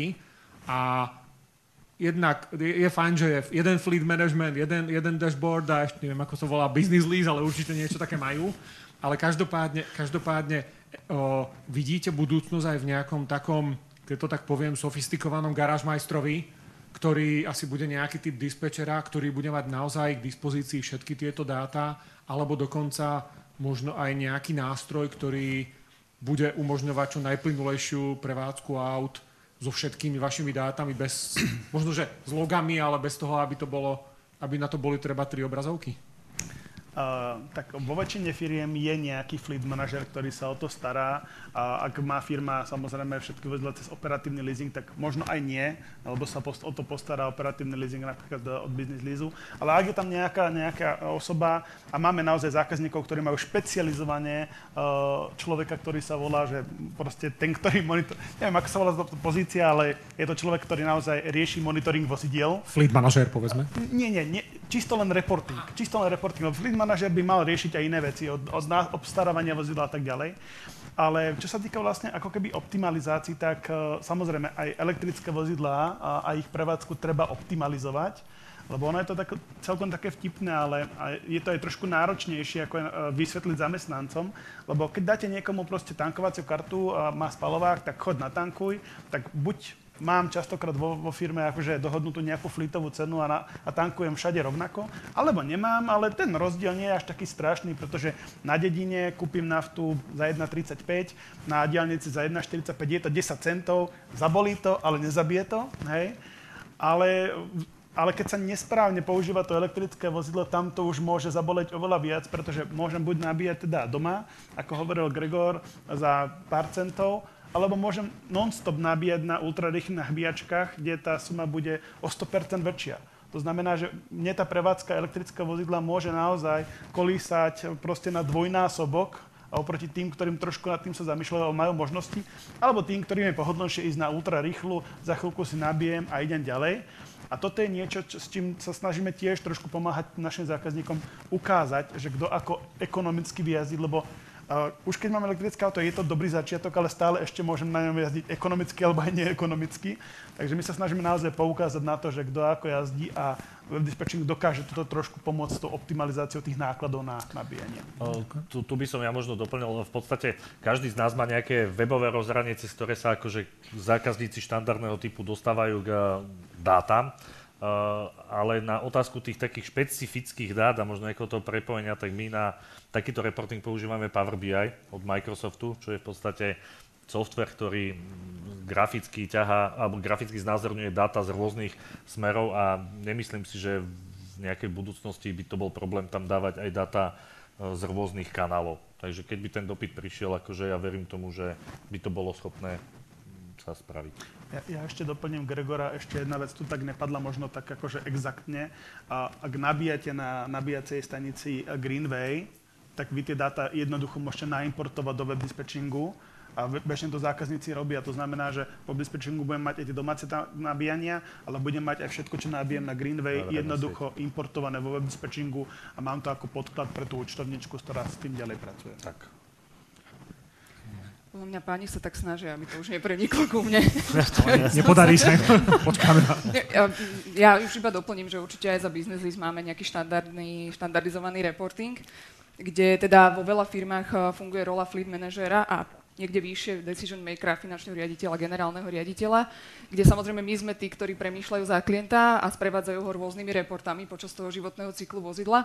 Ale som rada, že aj napriek v dobe AI a chatu GPT je za tým aj tá človečina, kde sa ešte stále môžeme stretnúť a odbremeňujeme tých zamestnancov toho nášho klienta, tých jeho vodičov aj po administratívnej stránke, to sú tí účtovníci, kedy my zbierame jednu hromadnú faktúru, potom je to telematika, ktoré už spomenul Tomáš a ten bežný život vodiča sa snažíme zachytiť 2 telefónnymi číslami, poviem to úplne na rovinu, že je to úplne easy riešenie, kde nezaťažuje zároveň toho fleet manažera, pokiaľ zostane neplánovane visieť na ceste, tak je to už spomínaná cestná asistencia, pokiaľ plánuje servis bežný, ako s elektromobilom sa samozrejme plánuje, veď je to normálne tiež vozidlo, tak samozrejme na to slúži linka call centra. Čiže ten fleet manager alebo ktokoľvek tá kontaktná osoba na druhej strane slúži ako naša kontaktná osoba, s ktorou zdieľame tie detaily, prípadne nejaké návrhy optimalizácie, ale vodič si plnohodnotne vystačí sám kvôli nášmu radu služieb.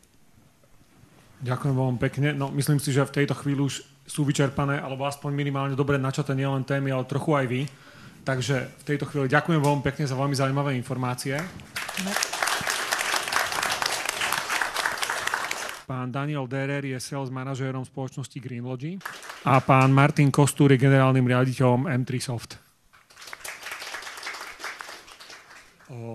Tú prvú otázku vlastne ani nemusím dávať, lebo padla ešte v predchádzajúcom paneli, takže ja ju len tak trochu usmerním a pokojne vám ju položím aj obom.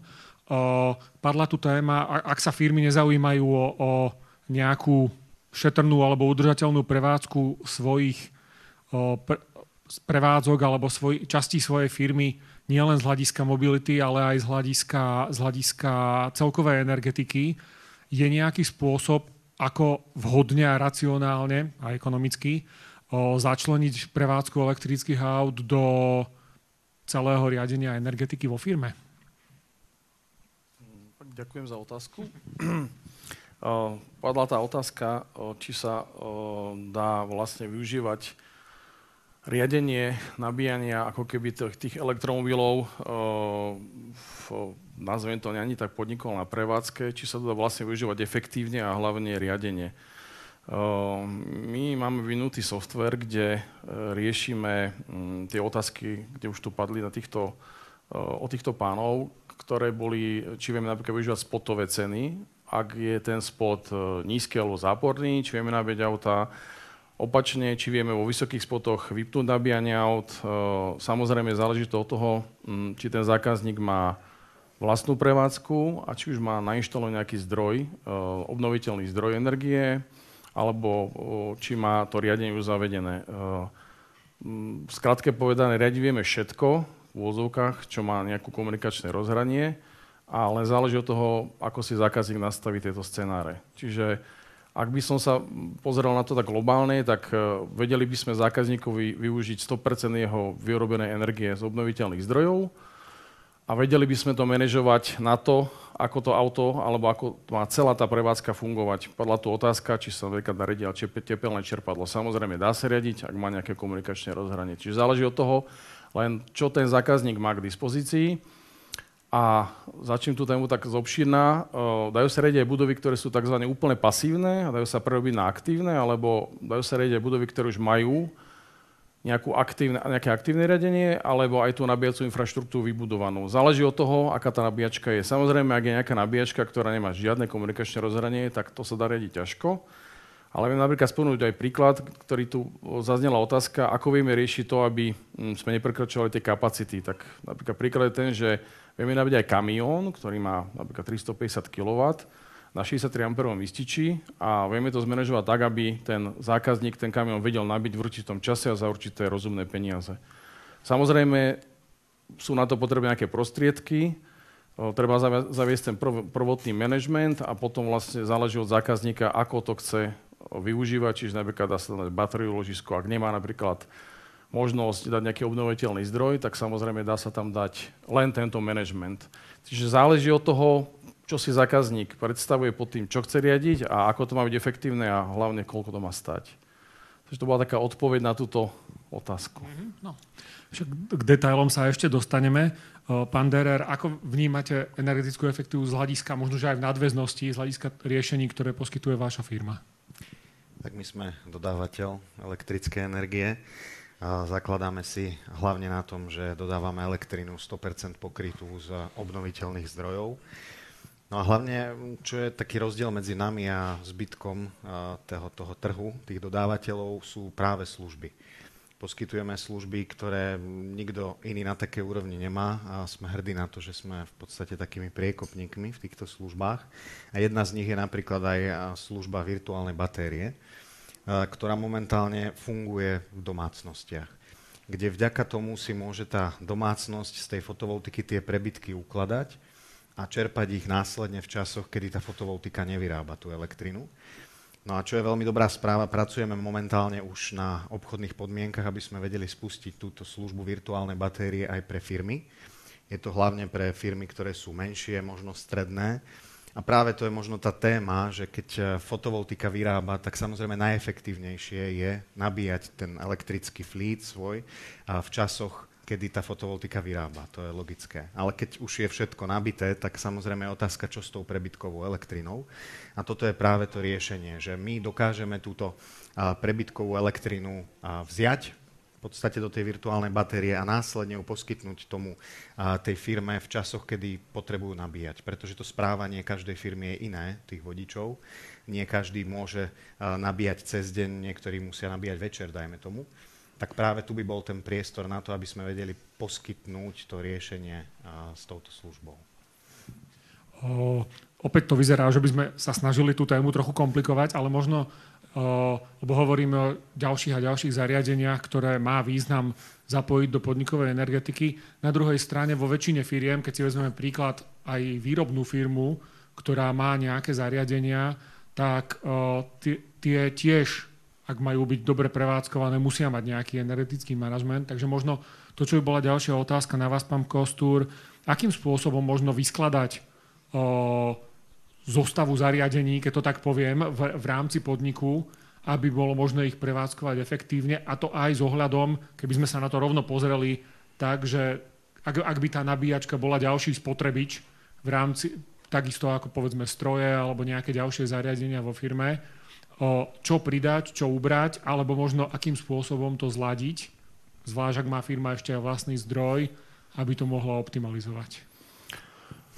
Tak dôležité je hlavne to, akú má prioritu to nabíjanie toho auta alebo tej nabíjačky a záleží od toho, akú si prioritu zvolia. Čiže ak si zvolia prioritu, že to auto musí byť stále nabité, no tak tam sa veľmi manažovať nedá, musí tam byť nejaká prioritizácia. Ale napríklad, ak sú spoločnosti, ktoré majú plug-in hybrid a prevádzkujú ich ako keby v kancelárskych budovách, čiže vlastne sú od tej 8. do tej 8., ako tu bolo povedané, sú v práci, tak vtedy vlastne vieme manažovať, že kedy vlastne sa to auto bude nabíjať. Z hľadiska trhu je cena energie vždy najlacnejšia od tej 10. do tej 2., čiže vtedy, keď tie zdroje na Slovensku, v Európe vyrábajú tú fotovoltaiku, alebo sú to kogeneračky, alebo nejaké vodné elektrárne. Vtedy je vlastne tá spotová cena nízka, dokonca záporná. Len treba ešte podotknúť tú vec, že vlastne k tej tzv. Komoditnej zložke, čiže ceny energie sa pripočítava aj distribučná zložka.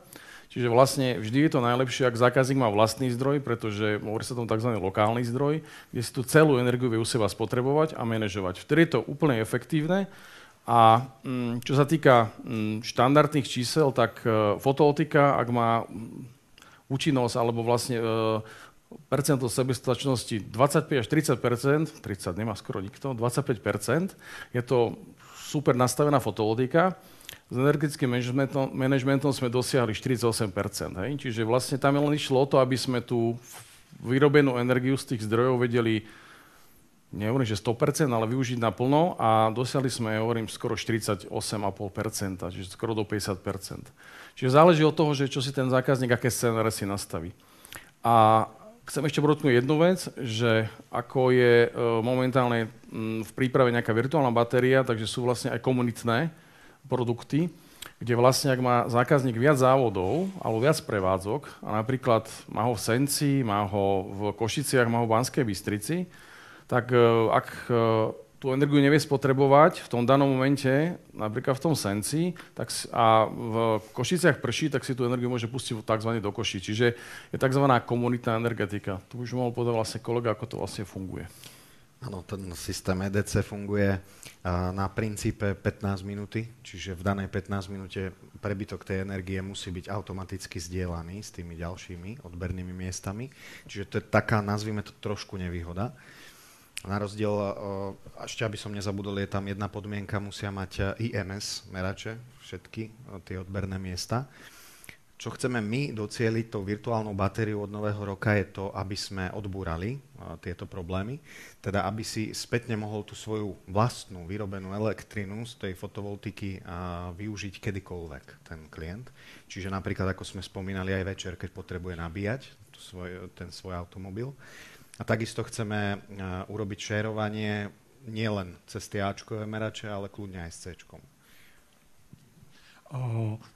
Jedna zo základných vecí, či napríklad voliť fyzickú batériu, pre argumenty už padli, alebo virtuálnu, zrejme bude, tak povediac, porovnanie nákladov na obstaranie, čiže odpisov tej fyzickej batérie a poplatkov za využitie virtuálnej. Akým spôsobom to treba zohľadniť napríklad pri rôznych režimoch používania elektrických aut? Lebo jeden režim, áno, už bol spomenutý, že čo ak chce mať tie autá stále nabité. Môže byť aj režim, pokiaľ nie, pretože pokiaľ nepotrebuje až taký neustály pohyb ľudí, respektíve vie lepšie naplánovať, kedy budú, tak povediať, sedieť vo firme a vtedy sa tie auta môžu nabíjať, alebo sú tam v noci, tak asi je ten priestor väčší. Ako nastavovať možno tie politiky, že kedy siahať po fyzických zariadeniach priamo do firmy a kedy nakupovať ako službu? Myslím, že aj to hlavne ide asi o tú obstarávaciu cenu pri tých menších firmách. Áno, ide o tých áno, ale ako som povedal, ak si ten zákazník má viac prevádzok, vždy je to pre ňoho výhodnejšie si tú ako keby energiu uskladiť na tej najväčšej alebo s tou najväčšou kapacitou, aby tú energiu potom vedel využívať kľudne aj z tej fyzickej batérie, využívať aj v noci. Čiže on to nemusí byť len to, že ho využíva na svojom mieste, ale môže využívať na inom mieste. To sa vlastne plánuje od začiatku roka. Čiže vlastne záleží od toho, aký ten závod. Veľa závodov má problém ten, keď sa pozriem z okna, tak je tu veľa budov, ale málo striech a vlastne ten závod je možno, alebo ten podnik je energeticky náročný, ale nemá to kam v úzovkách umiestniť. Takže je to pre neho jednoduchšie umiestniť na nejaký závod, kde má a vlastne a tam si tú energiu vyrábať a vlastne tam ju potom aj manažovať, lebo ja nehovorím, že to musím minúť stále, tam sa to dá nastaviť to najoptimálnejšie, kedy ju má tú energiu míňať. Hej? A stále to závisí, keďže väčšina firiem na spotových cenách, ja nie som obchodník, ale tie spotové ceny vlastne sú v noci najdrahšie. Hej? To si treba uvedomiť. Hej? A niekedy to presahuje až, myslím, že aj viac ako nabíjanie na verejnej stanici. Hej? Tá cena, tá spotová. Tak to môžem len potvrdiť. Tie ceny v večerných a nočných hodinách sú aj kľudne okolo 400 eur. No. Sa vedia vyšplhať. Čiže áno, to by bolo veľmi drahé nabíjanie elektromobilu. Možno, čo sa týka toho využitia, čo by sme chceli v podstate v druhej fáze spustenia tej virtuálnej batérie pre firmy urobiť, je práve aj šérovanie medzi firmou a domácnosťou, čiže tým zamestnancom. A to je možno tá téma, ktorá tu odznela aj v tej predchádzajúcej časti, že možno ako nejaký firemný benefit bude vedieť tá firma ten svoj prebytok poslať do virtuálnej batérie svojho zamestnanca, ktorý si doma bude zadarmo v podstate nabíjať ten svoj elektromobil, aby ráno sadol a išiel nabitý. Bude na to potrebné nejaké špeciálne nastavenie? No, asi zariadenia doma asi nie, ale skôr zmluvy, ktorú má ten zamestnanec doma, povedzme, s distribučnou spoločnosťou, alebo akým spôsobom sa dosiahne zmluvné pokrytie toho, že, alebo odkiaľ bude rovno sieť vedieť, že práve nemíňa tú elektrínu pre svoju domácnosť, ale využíva nejaký takýto nástroj z hľadiska nabíjania auta. Áno, všetko je v podstate pokryté v aplikácii, ktorú máme vyvinutú a tá aplikácia, si dovolím tvrdiť, je veľmi, veľmi dobrá, kvalitná. A v podstate ten šéf alebo tá firma rozhodne, kedy a aký objem prebytkovej energie pošle tomu svojmu zamestnancovi. Samozrejme, my nebudeme vedieť povedať, alebo teda budeme vedieť povedať, že či nabíjal to auto, dá sa to, ale nám to nebude vadiť. Takže on si v podstate môže aj ako benefit využiť tú elektrínu vo svojej domácnosti, nie len na nabíjanie elektriny, čiže v podstate získava akoby benefit navyše. Vyplývajú vám z toho nejaké otázky? Myslím, že máte pomerne zaujímavú možnosť získať odpoveď. Tá skúsenosť vaša s nabíjaním, alebo teda nie s virtuálnou batériou, ale s klasickou batériou, čiže nakupovať ako keby, že tú energiu v tých lacných spotových cenách, nabíjať si nejakú lokálnu batériu a potom tu buď využívať na dobíjanie tých aut v čase, kedy práve tá energia je drahá, alebo na využívanie v rámci nejakej budovy. Či s týmto máte nejakú skúsenosť? Ja by som povedal, že spotová cena je samozrejme známa 24 hodín dopredu, ale my máme ešte aj predikciu výroby podľa lokality a vlastne podľa toho, ak už niekto tú fotovoltiku má, tak dá sa spraviť predikcia výroby, čiže predikcia spotreby a vlastne automaticky systém vyhodnotí, že koľko mám ten rozdiel. Máme sa o tom, že keď sa bavíme o víkendoch, tak všetky firmy majú spotrebu 70-75% cez ten deň pracovný a tých 25% sú víkendy. Čiže tých 25% si už viete napríklad dopredu predikovať a zazmluviť, že si ich pošlete buď do fyzickej alebo virtuálnej batérie, ale plus aj v ten vlastne daný moment my vieme tú predikciu podľa nejakých počasia, podľa nejakých senzorov osvitových, že aká bude tá výroba. Hej, a vlastne, ak sa tá výroba mení, tak automaticky systém prepočítava, že pozor, viem, že mám dopyt, že mi nabíja 8 aut, hej, na tejto prevádzke, tak on si vlastne odloží v tej batérii fyzickej napríklad viac. Hej, čiže ono je to predikované každú hodinu vlastne. Hej. On si porovnáva, že čo bolo predikované, čo bolo vyrobené a vlastne plus cena spotu. Čiže ten systém funguje autonómne. Sú tam tie rôzne scenáre, zákazník to môže nastaviť na začiatku, potom povie, že takto to nechcem, tak to zase zmení. Čiže je to živý proces. Ale ak už máte tú fotovoltaiku alebo nejaký iný zdroj, tak vlastne my to máme predikovať, poviem, otvorené 95%, hej, že ako a koľko by ste potrebovali. Čo sa týka fyzickej batérie, záleží od toho, poviem rovno, či máte tú kapacitu, čo sa týka miesta, hej, a ďalšia vec sú tam nejaké legislatívne podmienky z distribúcie. Hej, čiže to záleží od toho, hlavne fyzické miesto a distribučné. Hej, len taký detail, že distribučná veľkosť batérie by nemala presiahnuť veľkosť tzv. MRK, čiže merané rezervnej kapacity. Možno na toto by som ešte nadviazal. Aké úpravy je nevyhnutné robiť, alebo teda čo všetko treba vedieť, napríklad ak firma chce výraznejšie rozšíriť počet elektrických aut, ktoré používa a jednak môže sedieť v nejakej budove, pričom hlavne pri starších budovách často ani nainštalovaná energetika vrátane dimenzovania sietí ešte nepočítala s takýmto typom odberu.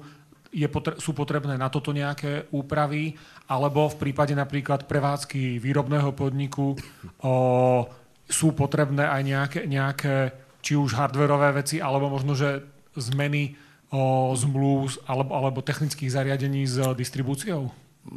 Ako hovoríte, tak tie staršie budovy majú nejaké kapacity.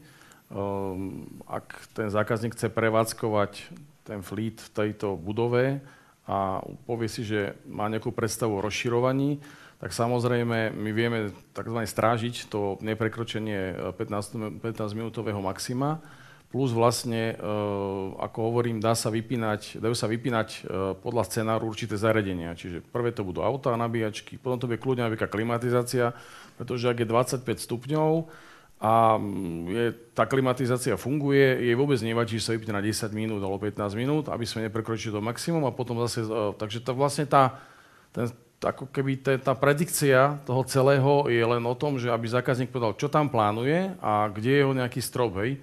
ak je jeho strop napríklad staršia budova, ktorá má 20 parkovacích miest a viac sa tam už nezmestí, tak vieme, že viac ako 20 tam nebude a momentálne má 10, tak to nadimenzujeme na tých 20. Čiže povedal by som, že dá sa vozovka skoro všetko. Samozrejme, ak zákazník potrebuje tú vyššiu kapacitu, tak predpokladám, že v tých starých častiach tú vyššiu kapacitu nikdy nedostane. Alebo je tam strašne veľká investícia do infraštruktúry, hej. S tým ale, že čo sa týka napríklad toho nabíjania, ako bolo povedané, že dá sa to odložiť, hej? Čiže dá sa to odložiť ako na jednej prevádzke, aj na viacerých prevádzkach. Hej? Ten systém vlastne vyhodnotí a spočíta všetky prevádzky dokopy a povie, že áno, teraz už nemám kapacitu, tak nebudem nabíjať. Hej?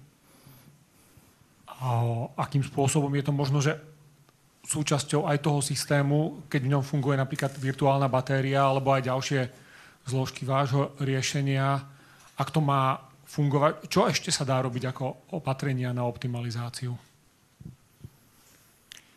Tak ono to v podstate záleží priamo od tej danej prevádzky, od tej danej firmy, čo presne chce, čo možno požaduje. Preto som aj na začiatku hovoril, že my sa budeme zameriavať na začiatku určite na malé firmy, ktoré možno nemajú ten fleet tak obrovský a budeme to vedieť manažovať oveľa efektívnejšie, ako možno pri väčších nejakých prevádzkach, ktoré majú 30, 40, 50 vozidiel, je to úplne o niečom inom. No a tam v podstate ide o to, aby tá vyrobená elektrina, ktorú si vyrobí tá firma zo svojej fotovoltiky, naozaj im aj zostala. Aby to bola ich elektrina, lebo reálne to je ich elektrina. Toto by sme chceli dosiahnuť. Samozrejme, ten cenový model ešte neviem povedať, pretože toto by bola presne tá vec spotových cien, že ak by sme my vykupovali, nazvem to, tú elektrínu v záporných cenách a potom ju posúvali v cenách 400 eur, tak to by zase nám nedávalo žiadny zmysel, takže budeme musieť nájsť nejaký ten cenový model, logicky, ale určite na tom pracujeme a chceme to od nového roku spustiť. Ešte otázku. My vlastne vieme zabezpečiť to, aby v tých spotových cenách tá energia nešla smerom von v tých minusových, podotýkame. Čiže vlastne ten manažment je nastavený tak, že aby ten zákazník, lebo on za to platí reálne, hej, aj za distribučnú, aj za komoditnú časť, aby vlastne on dostal minusovú faktúru, čiže vlastne je len o to, že vlastne aby ten zákazník neplatil, tak my vieme vlastne stopnúť výrobu napríklad tej fotovoltaiky tak, aby vlastne to bolo na nule, aby ten zákazník využíval všetko, čo môže a tie prebytky netiekli von. Čiže my toto vieme zabezpečiť. Čiže inak povedané, nie je to akoby statický model, raz to nastavíte, ale vie byť veľmi dynamický. Dá sa zladiť, alebo že je už potrebné počítať s prevádzkou flotily elektromobilov napríklad pri dimenzovaní, alebo že aj pri takých investíciách ako do základných výrobných technológií. A viete napríklad tie elektromobily pri nejakom type firiem používať aj ako priestor na vyrovnávanie práve tých spotrieb? Môže ich byť až toľko? Neviem, či je u nás oficiálne povolené vehicle to grid, čiže vlastne zariadenie do siete. Je to vec nabíjacej stanice a je to vec napríklad zmluvy s distribúciou, hej? Pretože vlastne 100% energie neviete využiť, pretože energia tečie rýchlosťou svetla a ten management je pár sekundový, čiže vždy tam nejaké tie prietoky budú. Čiže je to len otázka na to, že čo vlastne sa nastaví s tým predajcom alebo vlastne výkupcom energie a či je to možné.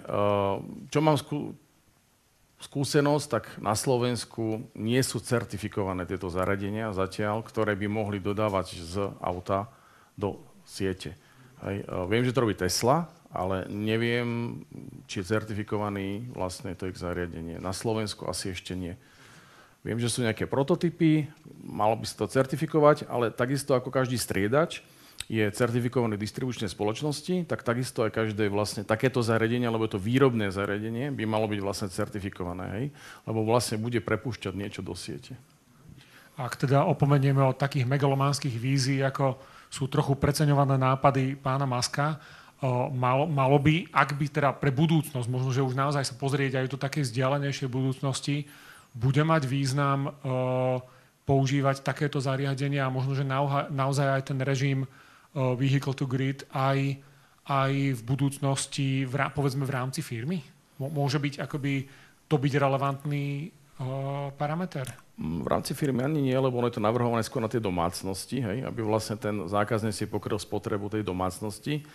a uvažuje sa tam aj s tzv. Tým backupom, hej, čiže vlastne pri výpadku toho prúdu by malo to auto dodávať vlastne do tej domácnosti tú energiu, ale technologicky musí byť zabezpečená tá vec do distribučnej spoločnosti, aby nastalo odpojenie od tej siete, hej, aby vlastne v prípade nejaké poruchy vlastne ten prúd netiekol do distribučnej siete. Čiže neverím, že by to, neverím, na to sú určené batériové BESS, batériové ložiská, ktoré vlastne sú pre firmy určené, sú certifikované, sú riadené distribučnými spoločnosťami, aby oni mali nad tým dosah. Hej. Čiže vlastne je to skôr pre domácnosti, lebo neviem si predstaviť, tam bolo 30 aut a dodávali energiu do siete z tých aut, jedna tých 30 aut bude niečo stáť a myslím, že je lacnejšie si zriadiť batériové ložisko ako 30 aut, hej, ktoré tam budú stáť. Aby to trochu drahá baterka asi. Ja.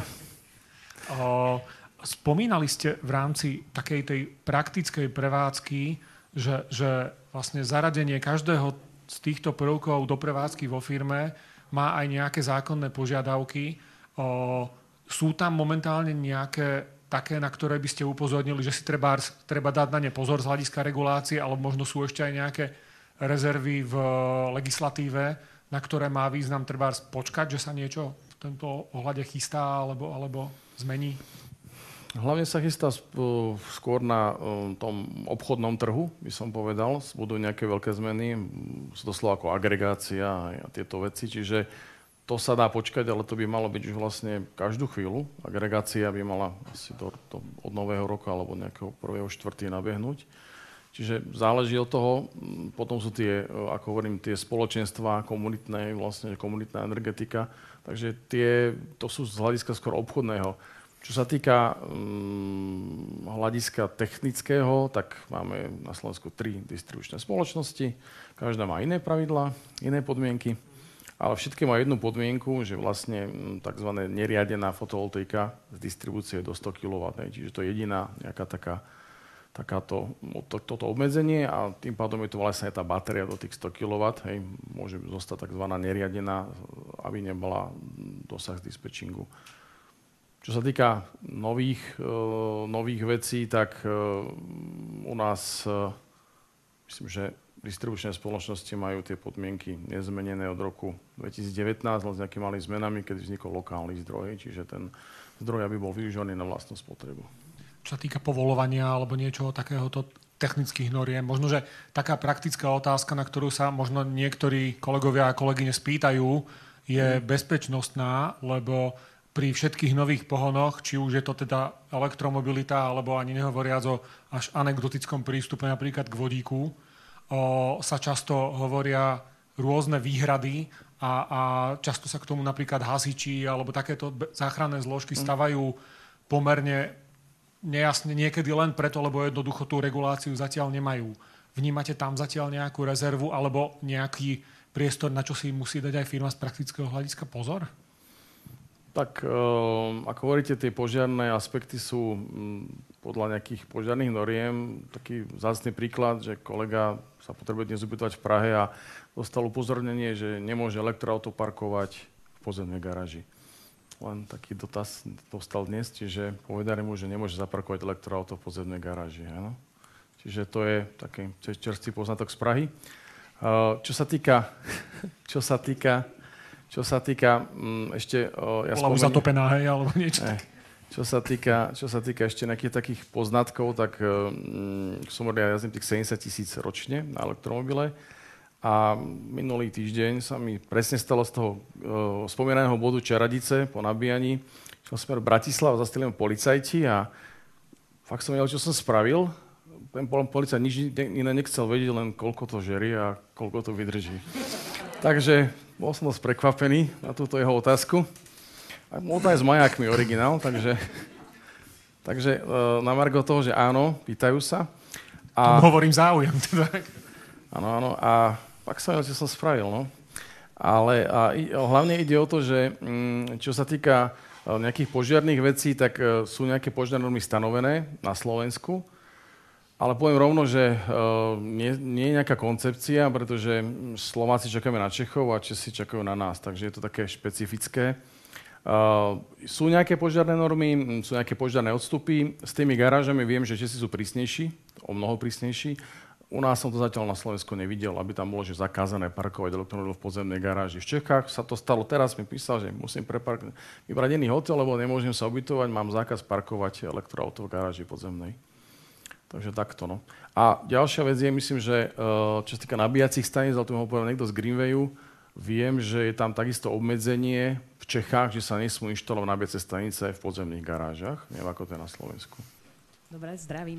Simona Kalinovská, Trimon, špecialistka požiarnej ochrany. Preto sa pýtam. Tak by som to doplnila. Určite teda nie je cieľom ani Hasičského záchranného zboru, aby zakazovali inštaláciu nabíjacích staníc. Aktuálne je nejaká norma, a to hlavne teda vyhláška, ktorá platí 20 rokov, je stará. Čiže áno, nereflektuje na aktuálne potreby trhu. Samozrejme, aktuálne je snaha, áno, trvá im to, vieme. Čakajú na Čechov, ako ste spomínali.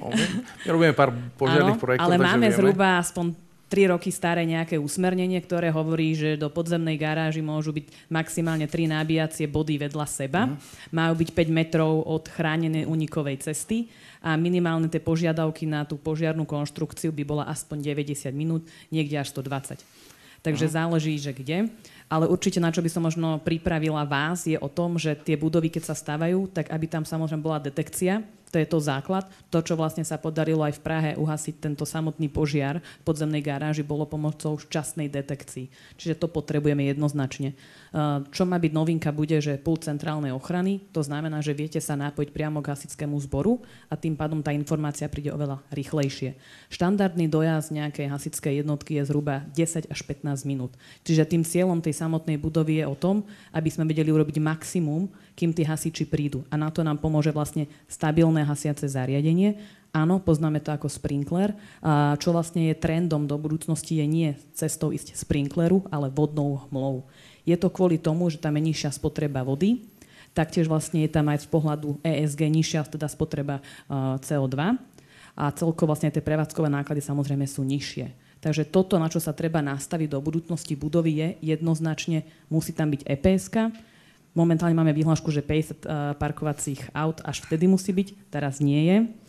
Ale viem, že tá vyhláška do budúcna samozrejme bude, dočkáme sa, aj pevne v to verím. Ja som bola asi zhruba 2 týždne dozadu tiež na takej konferencii. Nie, nedozvedela som sa nič nové, žiaľ. Takže zatiaľ ideme podľa tohto usmernenia, ktoré je teda aspoň 3 roky platné.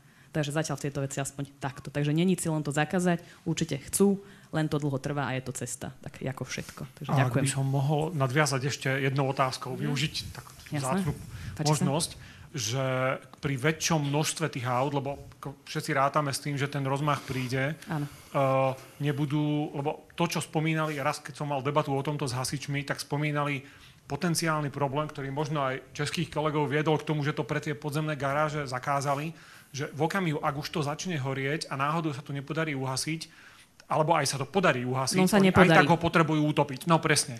No. A že vlastne zobrať tú cisternu alebo veľké hasičské auto do tej podzemnej garáže nevyzerá ako úplne reálny program. Vlastne na to sa podzemné garáže projektovať nebudú. Ako sa bude riešiť toto? Alebo nevyústi to niekedy v budúcnosti fakt v to, že sa budú nabíjačky skôr dávať bližšie úrovne zeme? Vysvetlím. Takže z toho pohľadu požiaru nejaký spaľovací motor a elektromobil samozrejme je dĺžka uhasenia. To znamená, že pri elektromobilov potrebujeme jednoznačne to auto dostať von mimo garáže, kde v podstate hasiči môžu zasahovať. Nie je cieľom, aby s hasičskými autami išli dole. Je to z toho pohľadu, že tie hasičské auta jednoznačne sú strašne nadrozmerné, nevytočia sa, neurobia. V Čechách používajú nejaké pomocné vozičky, niečo také manuálne, zatiaľ používajú toto, tak sa vlastne v úvodzovkách vyzbrojujú v Čechách jednotlivé kraje. Zatiaľ na Slovensku nič také samozrejme nemáme. Cieľom je možno nejaká robotizácia. My osobne sme vlastne robili v apríli veľké cvičenie v rámci Centru výcvika Leš, kde teda bolo vidno, že je možné pomocou nejakej platformy vyťahnuť to vozidlo do exteriéru a tam, aby teda ten zásah pokračoval. Takže cieľom je, áno, to auto dostať von, tam ho vieme hasiť. A potom ten začiatok otázky. Čiže skôr využiť to, že máte dobrú prístupnosť na tú únikovú cestu, čo ste spomínali pred chvíľkou. Áno, čiže tam vlastne pointa je to, že my keď aj robíme tie autovýťahy, tak sú strašne úzke. Máme sa aj tie parkovacie auta, stále sú väčšinou nízke, takže tá úniková cesta musí byť čo najbližšie. Podľa normy teda, že nie je tam len, že 3 môžu byť, ale od seba musia byť vzdialené 5 metrov. Vtedy môže byť ďalšie 3 nabíjacie body. Takže zatiaľ takto. Super, ďakujem veľmi pekne. Užitočná vec. Myslím, že sme ešte mali nejakú... Pán Šiškovič sa hlásil predtým? Ja. OK. Super. Dobre, a ešte by som sa spýtal takú vec asi vás, pán Derer. Pán Kostúr spomínal slovo agregácia. Vy asi viete, o čom to bolo, ale ja sa rovno spýtam, že ja nie, ale možno, že je možné, že podnikoví zákazníci nejakým spôsobom aj v rámci tých zmien v podnikovej energetike môžu aj z takýchto vecí nejakým spôsobom profitovať, alebo im to uľahčí, alebo zlacní prevádzku elektrických aut? A ako teda, ak by som sa spýtal? Určite áno. Myslím si, že kolega je väčší odborník na to. Ja som v energetike necelý rok, takže v tomto bude vedieť lepšie povedať ako ja. Tak hlavne ide o to, že napríklad ten celý systém, ktorý manažuje celú budovu, celú infraštruktúru, nabíjačky, fotovoltaiku, batérie, vlastne vie fungovať aj ako agregáciu, takto vyrobiť agregáciu, alebo tzv. Odchýlku na trhu. Čiže vlastne ten zákazník, keď nebude potrebovať tú batériu pre svoje využitie, tak nejaký obchodník si môže na určitý čas alebo vyhradený, buď kapacitný, alebo časový, tú energiu u neho odložiť. Hej? A tú energiu, keď bude potrebovať, tak si od neho zase zoberie. Hej? Lebo ona je vyrobená z toho vlastne obnoviteľného zdroja. Čiže my vieme riešiť aj takúto vec, hej? Ale samozrejme to je ďalšia téma na naše distribučné a legislatívne veci, ktoré by mali nastať zase od roku 25. To je taký zaujímavý rok, lebo všetko by sa malo 25 vlastne uskutočniť. A nejaké, myslím, že agregácia ešte nie je, obchodovanie na trhu už je, ale je to o tom, že vlastne keď ten zákazník tú batériu má to miesto, má si ju kde uložiť, má tam tú kapacitu, tak môže vlastne ju používať nielen pre seba, ale aj pre toho vlastne obchodníka na trhu. Hej? Čiže je to skôr o tomto. A ešte k tomu požiarnému veci, áno, máme požiarné projekty, kde máme 60-minútovú odolnosť na batérie, je to kvôli tým vlastne požiarníkom. A vlastne minimálna je 45 minút vo výrobnom závode a 60 tam, kde sa pohybujú ľudia. Hej? Čiže vlastne takto to bolo, myslím, že definované nejakým požiarným zborom, čo sme dostali odpoveď. Áno, ale 60 minút, že my dávame batérie, ktoré majú 60 minútovú odolnosť vlastne. Majú vlastný hasací systém všetky tieto veci a majú 60 minút odolnosť. Na margo toho. Takže v tejto chvíli mi dovolte poďakovať aj plánovaným rečníkom nášho panela a neplánovanej rečníčke. Veľmi pekne ďakujem. A zároveň by som chcel poďakovať aj všetkým účastníkom z EES, ktorí nám umožnili túto zaujímavú debatu vôbec zažiť a počuť a dúfam, že aj pre vašu prevádzku a pre váš biznis a pre vaše používanie elektrických aut to bolo prínosné a nejakým spôsobom sa vám to celé podarí vyskladať tak, aby sa vám to nielen oplatilo, ale ešte vás to aj bavilo. Takže dúfam, že aj celé toto podujatie bolo také. Ďakujem veľmi pekne a ďakujem aj za vašu pozornosť a prajem pekný deň.